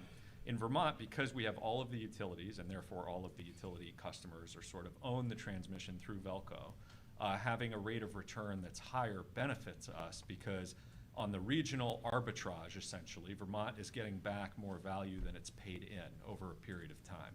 And so having a higher rate of return benefits us. So at FERC, they have lowered the rate of return going forward. So when you see that 36,000, you're looking at the kind of going forward impact on that. But they're also, this litigation dates back, I think, over a decade. And there was an order for a refund covering a lengthy period of time. And at the moment, although there's a variety of different things going on that could impact this, and it's not fully sorted. At the moment, if you were looking at Vermont's portion of that refund, that's what you were looking at in terms of kind of the net impact, because we will see some reduced cost as well by, from our ISO, the ISO OAT bill, essentially. So there's some reduced cost there. There's some additional kind of cost going forward because we're getting less return through Velco. But then there's this refund, which is kind of the big piece. And we're looking at that and the different options with Velco for how that gets covered at a statewide level. That's kind of the biggest impact in a way, is that refund piece, as opposed to kind of managing the going forward impact is a lot more easy to do because it's annualized and it's known, as opposed to this, which was like sort of unknown, happened and is covering a lengthy period of time previously. So what is our estimated total exposure based on the current assumptions? We are still actually doing. Are we only looking, James? I was just gonna say, we are actually still running that math because there's a lot of multipliers in here. There's Velco's share of New England. There's Vermont's share of New England. There's BED's share of Velco, and these are all numbers we've got to pull together. And it will be spread over 10 years almost certainly. But Emily and I have been attending weekly meetings on this, and it is a messy calculation. So Velco has so far done the calculations of the Velco impact, which is the 80 million. But what we've got to do is the calculations of how much does BED get back from all the other transmission owners in New England, because we paid into the pool too. And our share of that is different than our share of Velco. So it's in motion. Do we have a worst case and a best case? It's about $3 million. The refund impact to us will be about $3 million amortized over 10 years. If Velco gets approval from FERC to create the regulatory asset, which will allow them to bill us over 10 years instead of billing us over the next 6 months for that $3 million. If Velco does not obtain FERC approval for that, then Velco will bill us that much money over the next 6 months, and we will then seek regulatory accounting treatment with the Vermont Public Utility Commission, probably jointly in collaboration with the other distribution utilities who will also be receiving those same bills over that same period of time. We would need to come up with the cash, but we would be able to spread the expense. So the cash flow statement would see the hit, but the income statement would have it spread out. That's the worst case scenario. We would take and don't be the cash hit. And what's the worst case scenario dollar total that would hit? It's still it's around $3 million either way. It's whether you need to pay the cash out in the next 6 months or whether you can pay the cash out over 10 years. I saw in the cash flow plan. Yeah, and don't be confused. Than normal, so it sounds like you maybe have that covered as well. We're assuming that the FERC order will be granted, You have to pay the Velco. cash, but it's not in the cash flow right now. Correct. Okay. That's right. Yeah, and don't be confused by the fact that it's a refund because it is a charge, because it's our share of a refund that's going out of Velco's doors, not. Right. But again, there is going to be refunds coming to BED from the other transmission owners in New England. So it's a weird situation. The And we'll 3 talk about million it is more net next of month that, then. though. Sorry. Yes, 3 million is a net impact. We'll talk about that more next month then? Is that- Well, or you yeah, were- we can certainly share more information, if we have it. It's an evolving situation. It's, yeah, Velco is planning to make its filing, with FERC by June 1, to request it. We probably won't know by the June commission meeting the status of that request. But we could report that it's been made, and if there are any other updates, we can share them, certainly. Okay, thank you. And so for the purpose of tonight, there's 36,000 accounted for in the budget for a single charge, and then there may be this hit of having to pay 3 million Did that's we- not accounted for. We had an amortized value, did we not, in the, No, we didn't. because we don't know it. Because- Well, because originally, Velco believed that the refund would be paid through December of 2027. So the right. amortization period wouldn't begin until January 1st, 2028, Right. which is not Right, FY 27. That's an FY 28 problem. Right. Since we did the budget, things have changed, and now the schedule, tentatively still, Yeah. is to pay the refund starting in September, but be done with it by May Of 2027. of 2027. Okay. So the amortization would begin at the very end of FY 27. Right. But it would be only 1 month. I mean, well, so, Right. yeah. So we don't have any amortization in the FY 27 budget Okay. at the time. Did I miss this? Is there any levers or recourse, or is there anything that's gonna change this for? There's various kind of things going on litigation-wise with various entities asking for different things, and Velco certainly may engage in some of that, like on behalf of Vermont. And there's questions like that would be around this refund or the applicability and the dates and different things like that. There could also be discussions around like what does it look like going forward, because the rate that was set was a rate that was set based on factors that are, I think, more than a decade old. So should that rate hold going forward, or should there be a different rate? And there are a variety of actors at the New England level who are interested in that. So I would expect this to, again, be an evolving situation, not set in stone. And we can definitely keep you updated as we go. Who were the litigant, who filed, who was the lawsuit?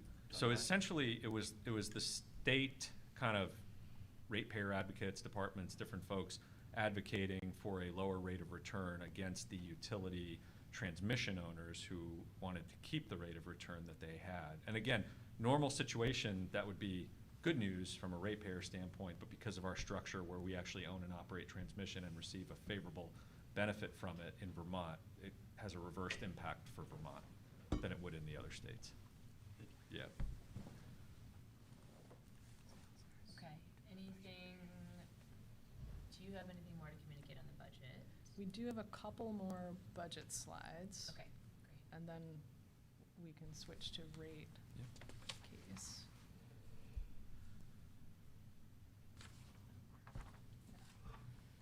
Do you want to cover this one, Dan? Yeah. So budget-wise, we continue to fund the Tier 3 electrification rebates.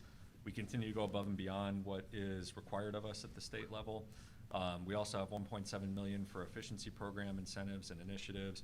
Emily mentioned we're seeing in the 27 through 29 demand resource plan a lower overall kind of what is called potential for energy efficiency being discussed, and a lower overall budget. So that miscellaneous revenues line was reflecting that earlier in the budget presentation. H940 we discussed, that's signed into law, wasn't at the time we put this together. We will be continuing incentives for all the various measures. However, I do want to note, H940 is going to give us some flexibility to keep things in a strong place, I believe, for our EV incentive, for EV charging at rental properties, for some of our other programs. On the flip side, there are some policy changes at the state level in terms of characterization of heat pumps. And we're also not going to have continued support for heat pumps from our TEPF funds as we've had previously. I would expect heat pump incentives will not be as high in 2027 as they have been. Other measures I hope will be steady, but heat pumps is an area where there's a lot of state discussion around whether or not they're achieving the amount of fossil fuel reduction that they are supposed to be achieving. It's not a Burlington discussion, it's a statewide discussion, but we're kind of pulled into it. So because of some of those things, I expect heat pump incentives may be lower in 2027 than they have been. We have the DERMS project matching funds. This is going to be this resource which will be able to manage a variety of our different initiatives, from battery storage to end-use rate applications, could maybe manage some different EV charging hardware and other things. Continued investment in the EV charging space, 4 level 3s, 5 level 2s. That's without the grant that's still currently frozen. If we are able to obtain the grant, that number will go up. We're continuing to work on our own fleet. We will have our first plug-in hybrid forestry vehicle for the McNeil Foresters. It's going to be a RAV4, I believe. Gets 50 to 55 miles on electric and then switches over, has 4-wheel drive, and we'll have it equipped to do all the various tasks that are needed. We'll have the electric forklift coming in, which we're excited about. Another electric bucket truck will be coming, but it's not coming in this fiscal year, I believe, so we're going to do make-ready work for that. We have a grant supporting that as well. And then all the different capital investments Emily covered, and we are implementing currently what we call the Building Giants commercial program, and we are planning in the near future to work on the residential program. And again, that's for heat pumps to be able to, have an end use kind of eventually an end use rate. Initially, it'd be a bill credit program. So we want to lower the cost of operating heat pumps, get peak reduced usage out of heat pumps, and get better data to show that they actually are achieving all the things that we hope that they are. So some important work continuing on net zero. Also important work continuing with equity and accessibility. The budget assumes continuation of the Energy Assistance Program, offering a 12.5% rate discount to qualified customers, continuing to support water resources and their assistance program.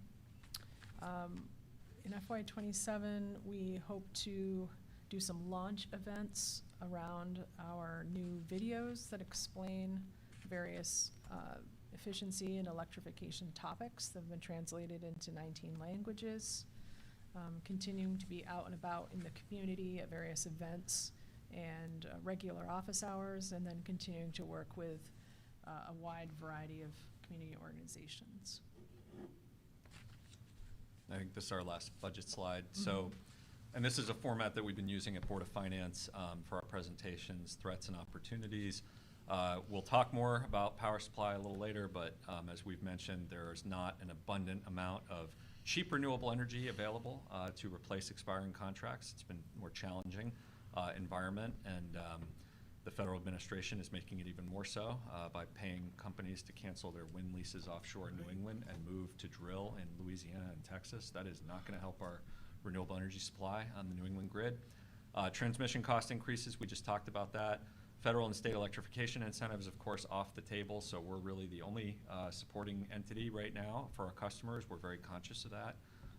Tariffs, price increases, I'd throw inflation into that mix. We're seeing some upward pressure in some cases on inflation due to geopolitical events. The EV charging grant remains uncertain, as we've talked about, and we will see, as everybody does, obviously some upward pressure on labor, healthcare, other costs. So those are on the threat side. Opportunity side, our technology systems, not just the DERMS that we mentioned, but continued implementation on the CIS and FIS, our customer and financial systems, OMS, outage management system. We have some really exciting technology at our fingertips over the next few years as these systems get implemented. So there's some real opportunities there to become more efficient, to offer new things to customers, to be more responsive in a variety of ways. We are hopeful to see the sales and strategic electrification and new developments kind of pick up over the next few years from a stagnation kind of trend that we're seeing at the moment. We are really excited about H940 and the flexibility that'll offer to us. We're excited about efforts at McNeil that were underway, and we hope to be able to advance in FY27 battery storage. We want to make some tangible progress on that, and we're continuing to work through the RFI process with ideas around how to advance some of the concepts that were in the Valerity report. So we'll keep engaged on that. I believe our team has done really strong work on the regulatory side since we had the point that we had roughly a year ago where we were at a point where we knew we needed improvement. I think we've made a number of improvements. We've had a very strong working relationship with the Department of Public Service, and we appreciate that. We'll continue to be communicative and collaborative with them. And rates, we were talking about, there's upside downsides to having the rate change where it is. I think you'll see in the slides coming up that we're going to be very competitive for customers when we look at rates within the region, particularly on the residential side, but actually increasingly on the commercial side as well. So unless there are other questions on the budget, we can do the rate slides, but we'll pause there for a moment. Well, I just had to follow up from my earlier question. I did see a note in here, that's what prompted me. 9.5 million from the 2026 revenue bond that prompted my earlier question. We definitely haven't spent that much yet. Yeah, I know, No. and I think that's part of the budget expectation, I guess. I don't think it's quite that high, right? Unless maybe it's combining 26 and 27. But the tier 3, Oh, and is it on the cash flow statement, Commissioner It Williams? was on the key assumptions is where that comment Assumptions, shows up. okay. Under cash and financing. Mm-hmm.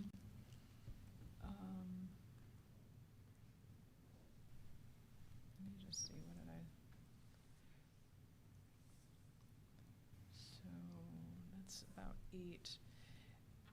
Yeah, it's a combination of the capital projects and the tier 3 incentives. So Okay. the capital projects are just under 8, and the tier 3, I wanted to say was 1.5. 1.5, yeah. So that would bring you to 9.5. Okay. And then, so the 8 is revenue bond? Yeah, Yeah. the 8 is, so the 9, yeah. The budget assumes drawdown of 9.5 million. 9.5 million. 1.5 for Okay. electrification incentives and 8 million for capital projects. And then the question I had was, what's left after that for future years? Yeah, about 9 million, Okay, probably, okay. yeah. Thank you. I have a question about the battery storage project. Yeah. I'm an advocate for that, so I'm gonna keep asking about it. I'm not seeing that in the capital projects. We're not planning to buy it necessarily. There's ways to structure it so it can be a lease or an Oh, EPA. I thought you meant in 2027, okay. No, we're planning to Okay. advance No it. capital. But We're there just not would planning be- to purchase it. So, okay, Or so that construct it, would be yeah. potentially included in here, It would be but within not as a the, capital project. yeah, so In it's a not a next- capital purchase Sure. assumption, it's not in the capital budget, but it would be a contract for, within the power supply context, where you would have a company that can own it and take the tax credit and use that to lower the cost, and, we'll have kind of rights within that structure for how we want to use it, but it's not an upfront purchase. And So that that's would why be it's not in there. Sorry, and that would be shared with ownership Uh, of who The owns way we, McNeil? the way we structured the agreement on the battery storage for McNeil is we will offer the joint owners the opportunity to join us, which we'll be talking to them about in the near future. If they choose not to, we'll advance the entire project ourselves, and we would pay a reasonable kind of lease fee for the portion of the land that we'd Right, be right. using for that purpose, and we would run it for our own benefit. If they're interested in joining us, we'll structure it that way. Great, And thank you. stay tuned over the next, couple months. Thank you. We'll be back on that. It was a really good discussion. Is there any final, this is a big topic, important to make sure we engage in it. So any other questions, or are we feeling pretty good? You will Maybe want- one last Yeah. question. Yeah, it's important. What assumptions are you feeling most uncertain about in that budget?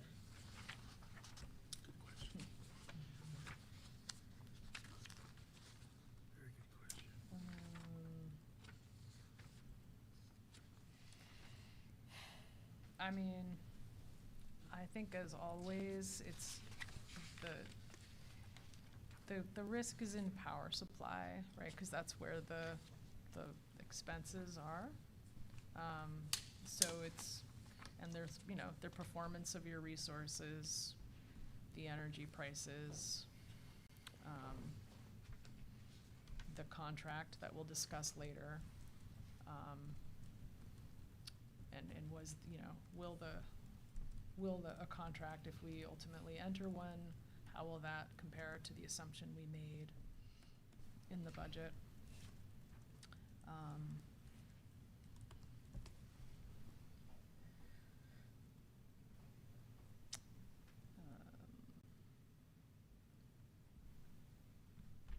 You know, wood fuel cost per ton, you know, if the Persian Gulf War continues and, you know, the price per ton could be subject to pressure if diesel prices remain elevated. And what Again, percentage of- within power supply, right? Yeah, what Yeah. percentage On of the the cost other- is diesel, diesel as percentage of wood supply? I guess it would Maybe increase. Maybe 10%. Well, yes, that's true. Good point. I would use a rule of thumb of about 10%. But one of the things to remember is some of these risks are offsetting. So if the Gulf War continues and diesel prices increase and the wood fuel increases, it is also very likely that the value of McNeil's energy will increase at the same time. So, you know, again, it's not always automatically bad. What's tricky, and Emily referred to that earlier, is a bit of, you know, the question about our relative energy position. So you'll see from a graph we're going to show later, we have about the right amount of energy to meet our needs for 2027. That's not true in every month. Some months we have more, some months we have less. If the prices fell in months where we had extra energy to sell and rose in price in months where we had needed to buy energy, that's the kind of thing where you can still get tagged by the market even if you have enough energy on an annual basis. Thank you. So the energy markets rarely leave your risk portfolio completely. And we also talk about some of those things in the contract slides too. Okay. I would say just for general awareness, rec prices are another thing to be aware of. They're high right now. We forward sold where, you know, what to a level we think is prudent enough to lock in some prices, but not sort of stretching too far where we might not be able to deliver. And oversold, right? We don't want to be in an overselling position. But when, you know, the prices are $38.50 or $39 against a maximum ACP of 40, you don't have much upside risk. So that's you know, just one generally to be aware of. I don't think it's particularly high risk within this year's budget because of our forward position, but long, you know, looking out 2, 3, 4 years, it always is.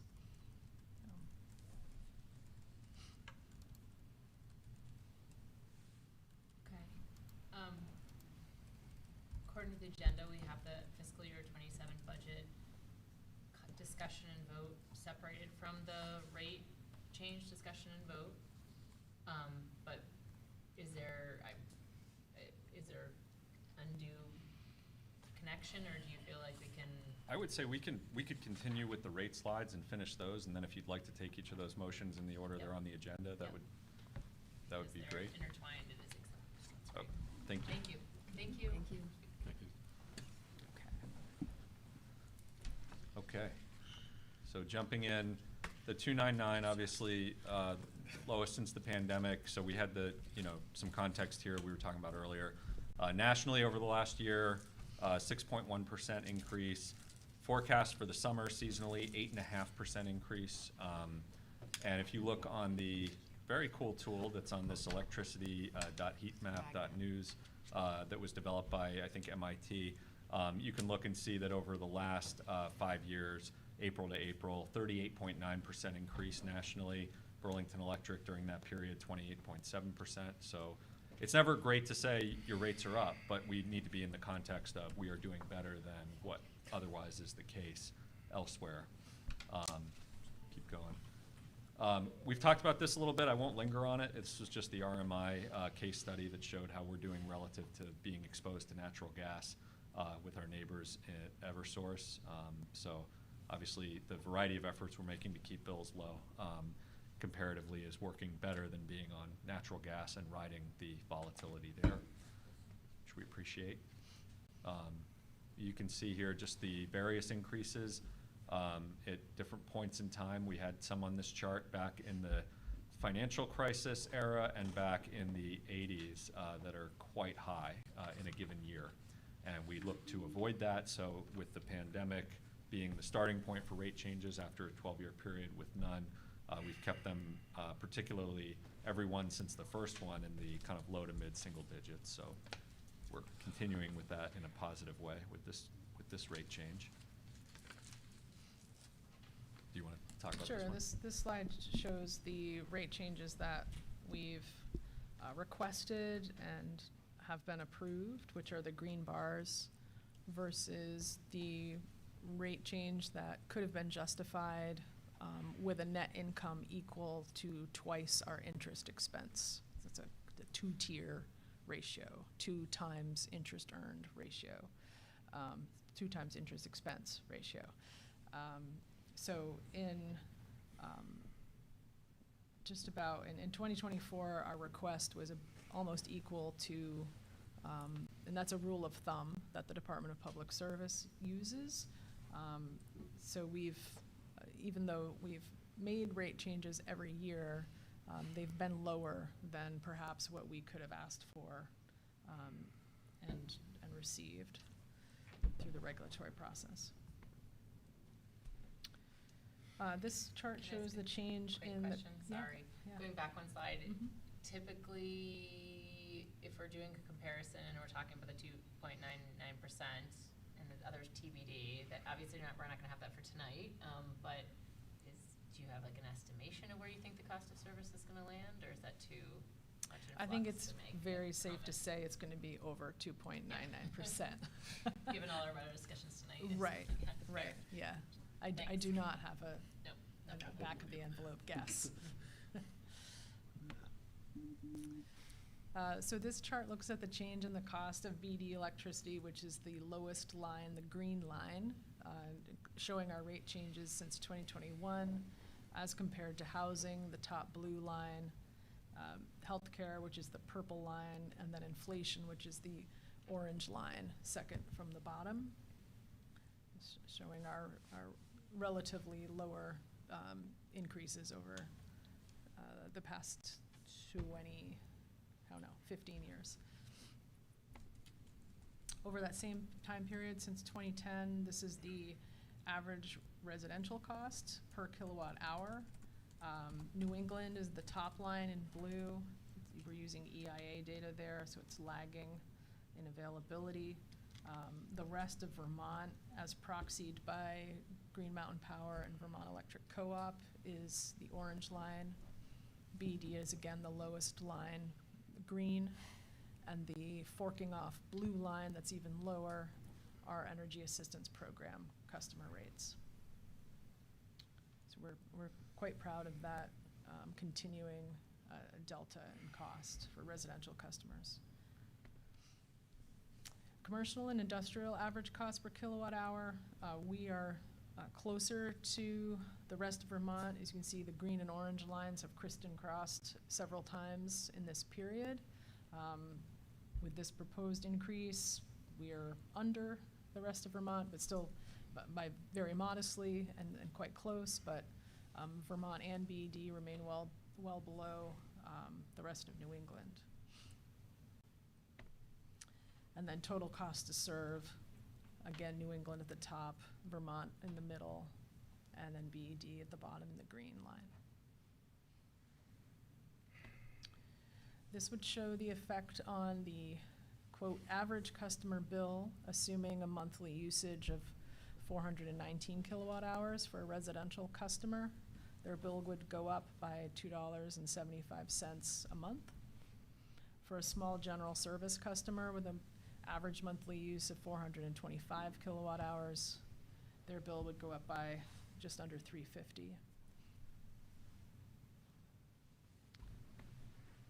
And then this would show this shows the growth in the 12.5% discount for Energy Assistance Program customers. Their credit would go from $12.09 to $12.45. And that was the end on rates. Yes. Wanted to touch on one item that's sort of related here, but we didn't cover, which is fees. So you may recall we had obviously implemented in fiscal '26, credit card, and we had fees for the first time. And so we are working with our new payment vendor on a structure that will reduce those fees that customers pay if they're paying electronically. Currently, there's fees related to kind of ACH and e-check, and there's fees related to credit card. I believe the fee $3.95. Is that right? It's $3.50. $3.50. Right, but it's a flat fee. So if you're a low usage customer currently, say your bill was $40 or $30 and you're paying $3.50, that's a relatively high percentage. We're going to be moving to a percentage-based fee for the credit card piece that'll be with 3%. So for that same customer, if they were a $30 customer, they would pay a good chunk less than the $3.50 that they'd be paying now. And we will be, is it going to be $1 now for the ACH? That's what we're working toward. Yeah. That it would be $1 not an ACH though, but, with an ACH with a debit or credit, it would be the 3%. Right. So we would love to have no fee for ACH. We're not in a position to offer that, unfortunately, but we will be reducing ACH fee. So some progress there. We definitely have heard from customers who are not pleased with that. I know that broader movement within the economy and within the city towards having customers pay these types of fees, but through the work with the new vendor on some of the stuff, we're able to reduce some of those in a meaningful way, hopefully. So just wanted to tag that on to the Question on the end credit here. card fee. Is that going to be a fixed fee or is it going to be variable? It would be a percentage base on your bill that you're paying. So I understand that part, but are they promising you 3% forever? I had a meeting. Oh, you this mean what's morning. the term of the Are agreement? they going to grow over time? Because we've seen that in Mad River I Glen. see. We had a meeting this morning that we keep going every year. It's like they creep up and then we call them and then it comes I back see. down. And there was other feedback in the session for other business owners that is the way of the world, is that they keep creeping your fees until you yell at them. And then Interesting. Bring it. So something to watch if you do go with a credit card. Okay, no, that's fair. I don't know if we have a proposed term at this point. But for just that. watch that once it 40-year starts term. because they got 40 you low one to get in. 40-year term. is Yeah, being yeah, proposed. 40-year term, that'll be. We'll see what we can do. It's But that's a tricky good one. flag. It's a good flag. Tricky one, yeah. We'll let them know you requested Thanks, that. thanks. I just said, that was triggering for me of, not triggering in a negative way. A thought about, I mean, I would assume, at least personally, if I don't have a payment done electronically, it's kind of challenged to happen. Cause then it's like you gotta find the bill and write the check and hang it out. So is there potentially an incentive for like an auto pay customer where they could have potentially maybe a slightly lower rate to increase the chances of actually getting paid? Or how does the science go there? Because I assume there's incentive for BED to get electric payments online of any form, because then people are more likely to pay it. We've So certainly how are you tried to- balancing those considerations, I guess? Yeah, we've historically tried to encourage people to sign up for electronic or auto pay, and certainly adding the fee, I think, was a disincentive, fair to say.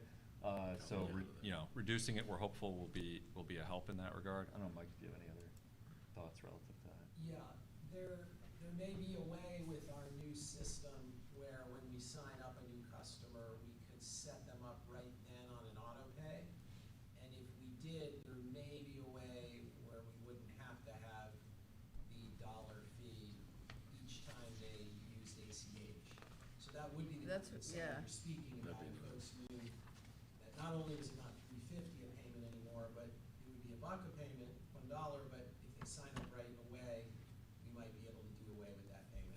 We've been talking internally about incentivizing our customers that way. Interesting. I think that could be helpful. Any other questions on the rate change conversation? Okay. All right, so we have in front of us 2 motions. We can start, does anyone wanna make a motion on the rate change?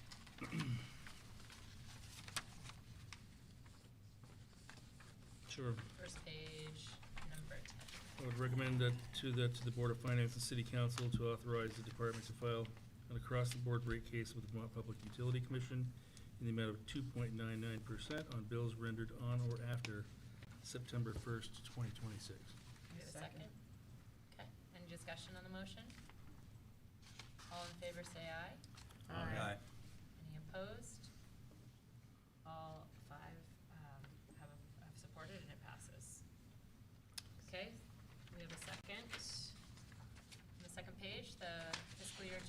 budget. Do you have a motion? I move to approve the department's fiscal year 2027 capital and operating budgets as presented. Do we have a second? Second. Okay. Any discussion on the motion? All in favor say aye. Aye. Aye. Any opposed?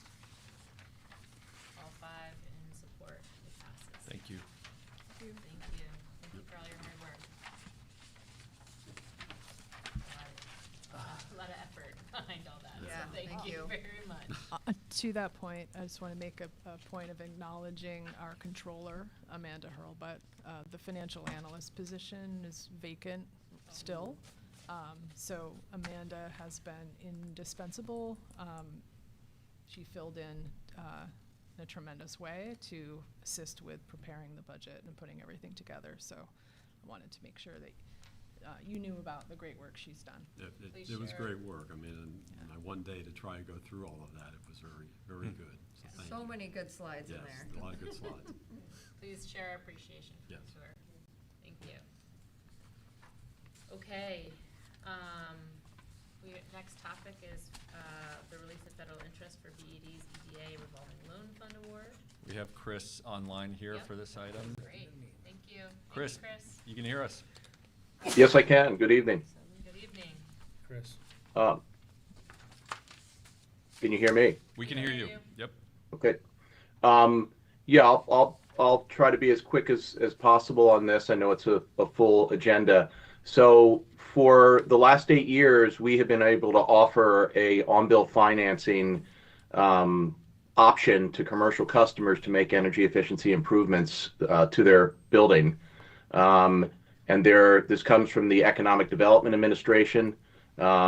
And there is a rule that after 7 years, you can apply for a release from federal interest. And we'd like to do that, but we are seeking your approval. And what that release would provide us is more flexibility in the types of loans we can do, as long as they support business development, job retention, or growth.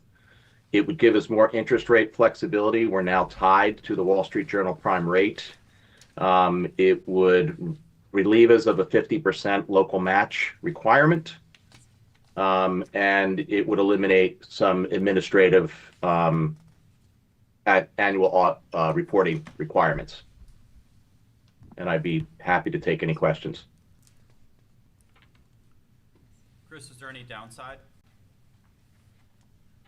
No, our plan is to continue offering just a more flexible loan package to folks that we're engaging with. Great. Our the office that we've dealt with has encouraged us to proceed this way as well. Great. So, Where's that? Yeah, I don't didn't see see it. that I don't see much. the It's not motion in in here. our packet. So, Chris, we need actually, we need approval for the chair of the commission to sign a letter. Is that correct? Oh, That is correct, and Elena should have had a, okay. Yes. So, so I have that.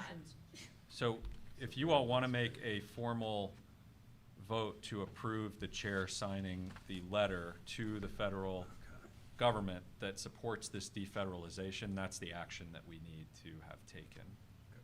Someone make a motion? yeah. I move that the chair has the full support of the Electric Commission in signing the letter to the Economic Development Administration as presented in the packet. Do you have a second? Second that. Any discussion on the motion? All in favor say aye. Aye.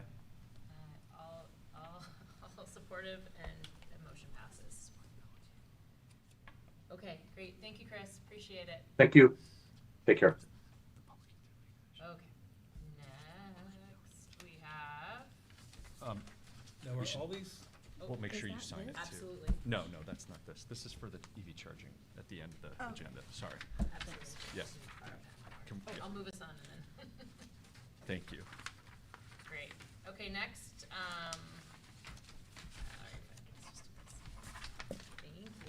thank you. is, Great. just a quick question on the agenda. Is number 15 something that's gonna be an executive session, or is that something that can be, 15 is public. is public? Is that something, we do should first? we move with that, then, because coming out of executive session, the only thing we have is a potential vote on what we discuss in an executive session? Is that what Yes, so you have the executive session, you'll have a power supply contract vote coming out of executive session. Yeah. And then we have a community EV charging rate approval, which is discussion in both public session. Yeah, we flipped those in the past, I think that makes sense, I right? just 'Cause we didn't know. end in executive session. Oh, no, we have vote. We have commissioners check-in last. Well, that's usually our last thing anyway, just didn't know if that was take care of all public things first before. We can't quite, because the vote would happen. We have to vote. There's Okay. a discussion Fine with me, after, doesn't matter, I was right? just- Right, After we found executive efficiencies in the session past as doing it well. that way. There is. I don't think we can do it this way. Nope, that's Um, fine. Good suggestion. Yeah. To see. Okay, so, do I have a motion, we're moving into executive session, correct? Correct. Anything before that? I'll make the motion. I move to find that premature general public knowledge regarding the proposed renewable energy contract would clearly place the Burlington Electric Department at a substantial disadvantage per Title I, Section 313A1 of the Vermont statutes. I move that the commission enter into executive Wait, session. we did Is that vote second? on that. Okay, so we vote on the first one. Yep. Okay. Do we have a second? Want a second? Any discussion on the Yes. motion? Yes. Is there any public part of this discussion that we'll do before executive session? So we can offer some brief context, and we can also, when we come back for the vote, there might be some brief discussion that could be had. But just to be clear, this is to discuss potential contract terms for a renewable energy contract, and the terms of which we have to discuss in executive session. But that's the context for which we're proposing the executive session. So we have a discussion, all in favor of the motion? Aye. Aye.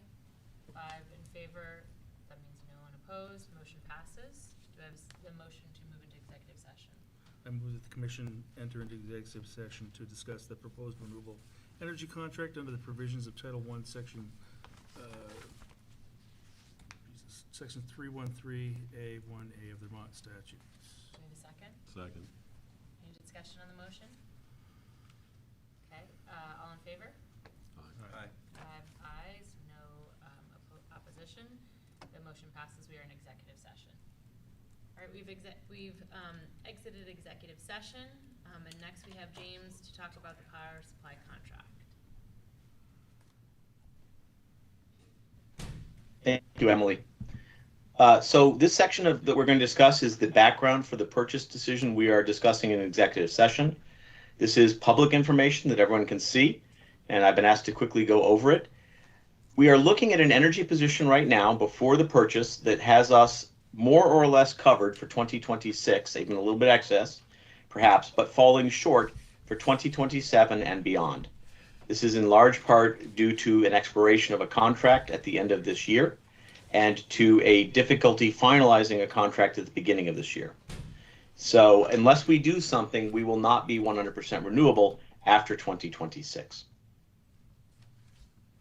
We are looking currently at significant market energy prices they're much higher than normal. What you see here is a graph of the charge people are asking for power delivered in 2027. And you can see that it has been trading that, the purchases of power for 2027 have been, generally speaking, I'm flipping ahead, around $60. They moved up and crossed the $65 line during the winter, but the recent disruptions in the Persian Gulf have driven us to all new highs in the $75 to $80 range. So this is a particularly expensive time to be buying power. Unfortunately, we do have a contract expiring at the end of this year, so we need to take some action. We can't be sure that these prices will moderate before we need to do something to close that 2027 gap.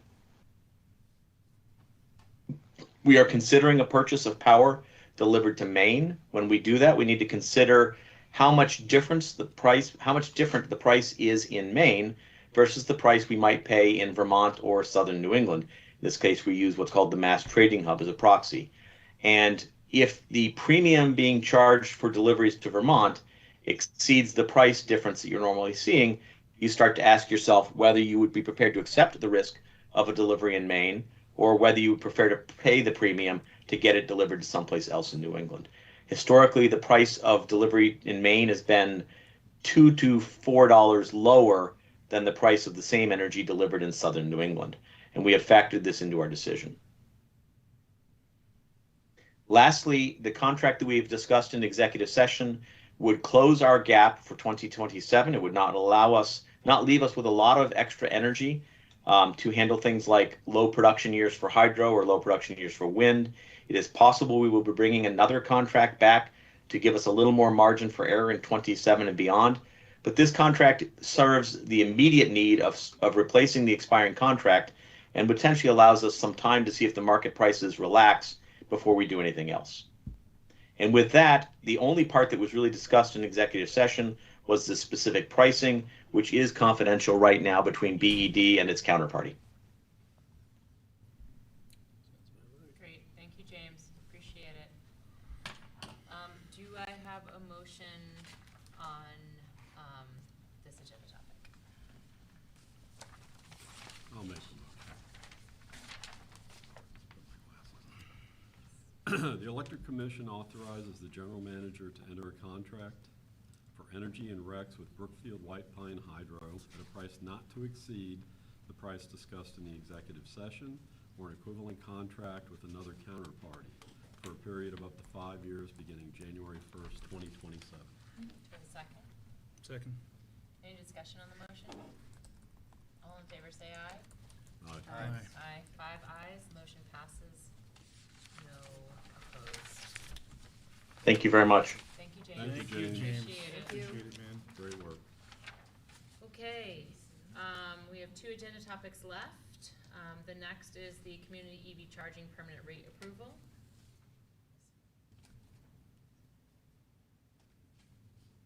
James, I believe that is you as well. Are you ready? Oh, a moment. You're muted. I couldn't find my cursor again. Emily's my driver again. I'm sorry. Emily, are you ready? I think it's only fair to say I couldn't do what I do without Emily to drive. Teamwork. Can I ask a quick question of James while we're working on this? James, can you hear me? I can. That motion language said Brookfield White Pine Hydro, is that correct?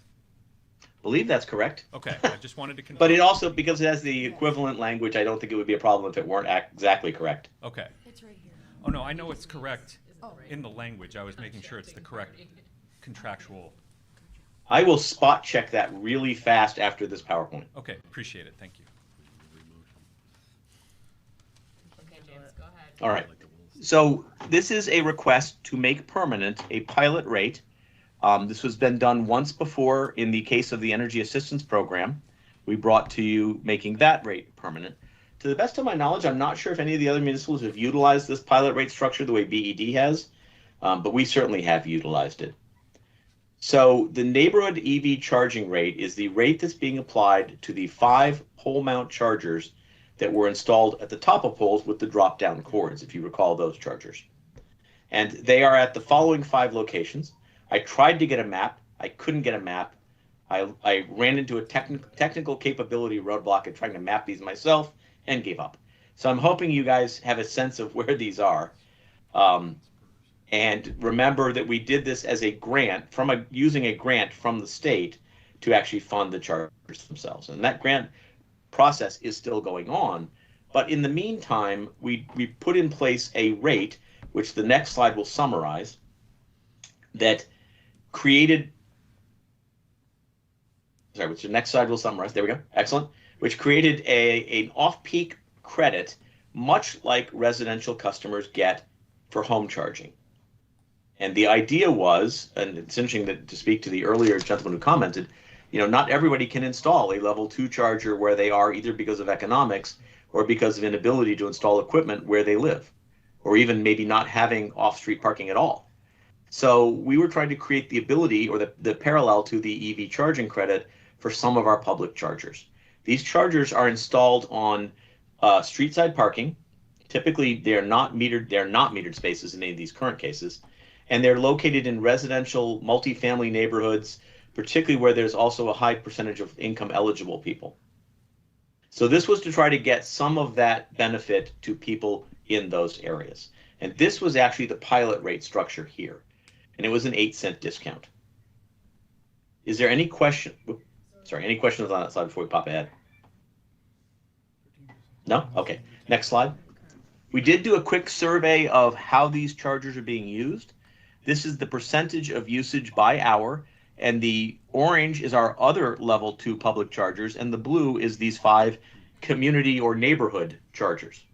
So they're doing what we like, which is people are using them to charge at night more than they are using public chargers to charge at night.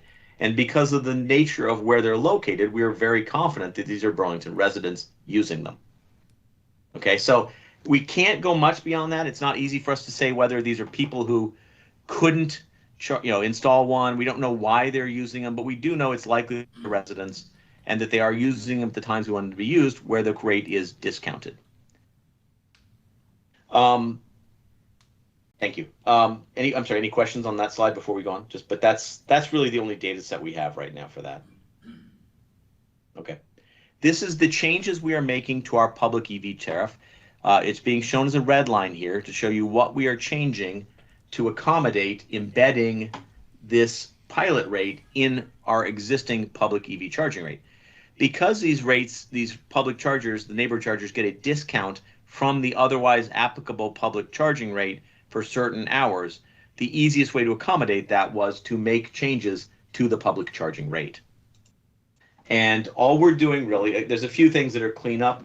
The stuff that you see at the very top, energy charge per kilowatt hour, those are just, those are imprecise language in our current tariff. How's that sound for a good way to say it? An energy charge is a dollar amount. A rate is a dollar per unit amount. So we're just cleaning up some of our language while we're at it. And then we're identifying that the neighborhood chargers will pay the same rate except for certain hours. And in certain hours, they will get a discount from that rate. Now, the original 8-cent discount was based on the residential charging rate that was prevailing in November of 2024 when we filed the 18-month pilot.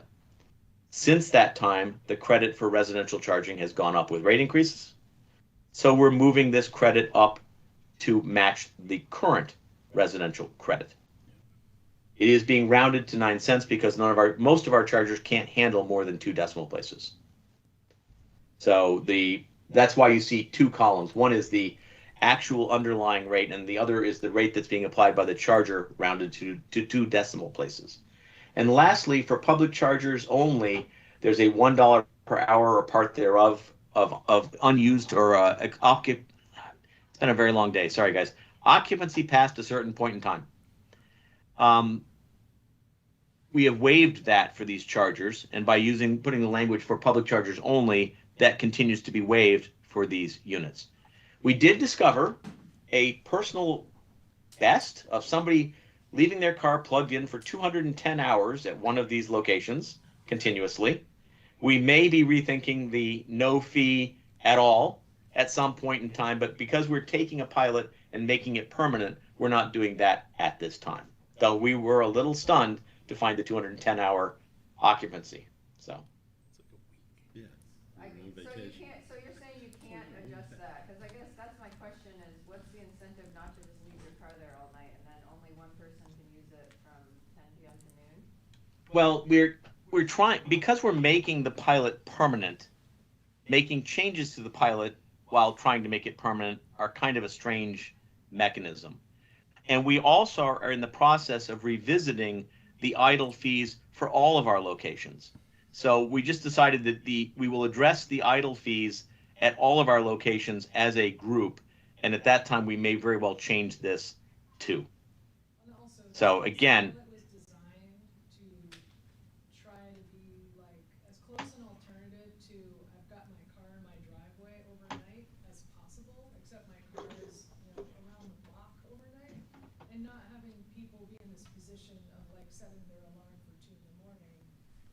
move their car because it's done charging in order to avoid a parking fee. Right. So. and we wanted them to not have to alter their lifestyle to utilize the charging, basically. Like James is saying, we're looking at this overstay charge on all the chargers, level 3s, level 2s. So we'll include this group in that analysis, but that'll be a change we come back and do later. For example, a primary note would be like our level 3 chargers are under the same rule here. They get a $1 per hour charge after 4 hours. That's wildly atypical because you can't use a level 3 charger for 4 hours productively. We'll have charged your car fully before then. So again, we've had one of our team has been doing research to see what other people are doing, what they're charging for public charging, what they're charging for idle rates. Are they charging for idle rates? Are we competing with city parking rates? All of those kinds of things. So we're going to do a package that addresses all of those things, and we'll roll this one into it because it's now in that same rate. And that package could apply prior to 18 months. That package would be what I would call a de novo rate change. So it's a change to an already approved tariff. Whether or not it has this in it, it still would be a change to an already approved tariff. That can go into a place upon approval of the Public Utility Commission. So that would not have a timeline to be approved, but it would be permanent once approved. The 18-month was just from the pilot, right? That's legacy Correct. language? Correct. And we have to do something by a date certain to either end the pilot or make it permanent, right? Changing it at the last minute when you make it permanent is likely to cause questions in the 45-day window that you have to provide notice that you probably don't want. So again, we're looking to make it permanent. That doesn't mean we won't change it in future. You just answered my question. I was gonna just be more curious about the idea of having a pilot to test it out, but then not make changes to make permanent. But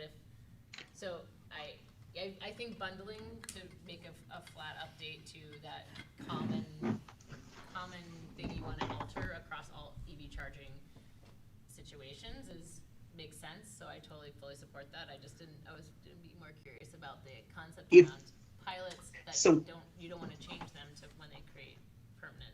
So that's not quite what I said, but you were close, which is if we can change them anytime during the pilot, but changing them at the last minute as part of making them permanent seemed a little odd, right? So like I say, if we decided to change this 6 months ago, we could have changed it with a letter to the PUC, and then we would be making that changed version permanent now.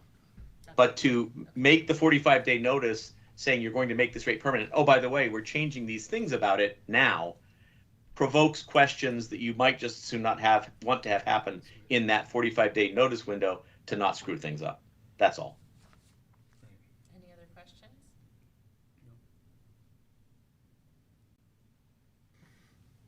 Okay, we're good? Good. Okay. Thank you. Do I have a motion?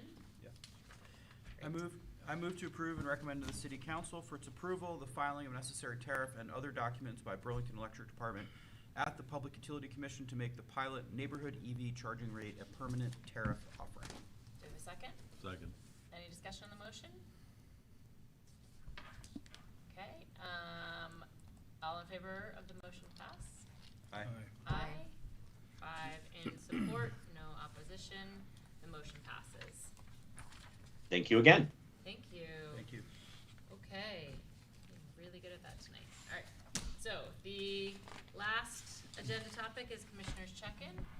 Do any commissioners have anything they want to bring up at the end of the meeting in our commissioners check-in? Sure. Okay. So as I've been sort of thinking about my impending departure here, one of the things I was thinking about the other day was, over the course of my 16 years here, is there anything I regret? And tonight's meeting really, it was situational, but a lot of the discussion tonight confirms my regretting that 12 years of not having any rate increases. And I think in hindsight, 2020 hindsight, had we just, and I would love to see the numbers if we had just kept up with COLA over the course of that time, I bet you we'd be sitting at 2.5% increases or something maybe to that if we had just kept up with COLA. And tonight's discussion really kind of hit that home to me that was a mistake in hindsight, and really we should have just done that. It's just food for thought. Is something that tonight's discussion really kind of hit home, that's something that we were really proud about at the time, and at the time it seemed to be the right decision, but looking back, Had we just done this little bit, we wouldn't be in the position that we are in. That's why we are committed to annual change. Even if it's moderate, even if it's minor, it makes sense. If your costs are increasing, and unless your sales are going up at a commensurate level, it makes sense to do very moderate, very limited adjustments annually so that you keep up and you compound and you don't create a gap where you then have to catch up. Yeah. And so. And that's exactly what, Yeah. And so, and I hope, you know, years going down as y'all continue on, that, and it seems like hopefully we can get to that point eventually. Yeah. Where those changes are minuscule over year after year. Yep. So, just my observation over the course of tonight, I'm just Fair. sinking further and further down into the, oh my God, what we. That's fair. But it makes sense now. My That's all. present too, Scott. Appreciate that. There you go, Scott. Thank you. I Any did other that this commissioners? afternoon. Okay, oh, okay, There's your really? present. I All did right. that this afternoon. All right. Oh. Good commissioners support of each other. That was it, that was just Oh. all I had. Any other check-in thoughts, reflections? Okay, hearing none, do I have a motion to adjourn us for this evening? So moved. Second? Second. Discussion on the motion? All in favor say aye. Aye. Aye. Aye, none opposed, we are adjourned. Have a good night, all. Or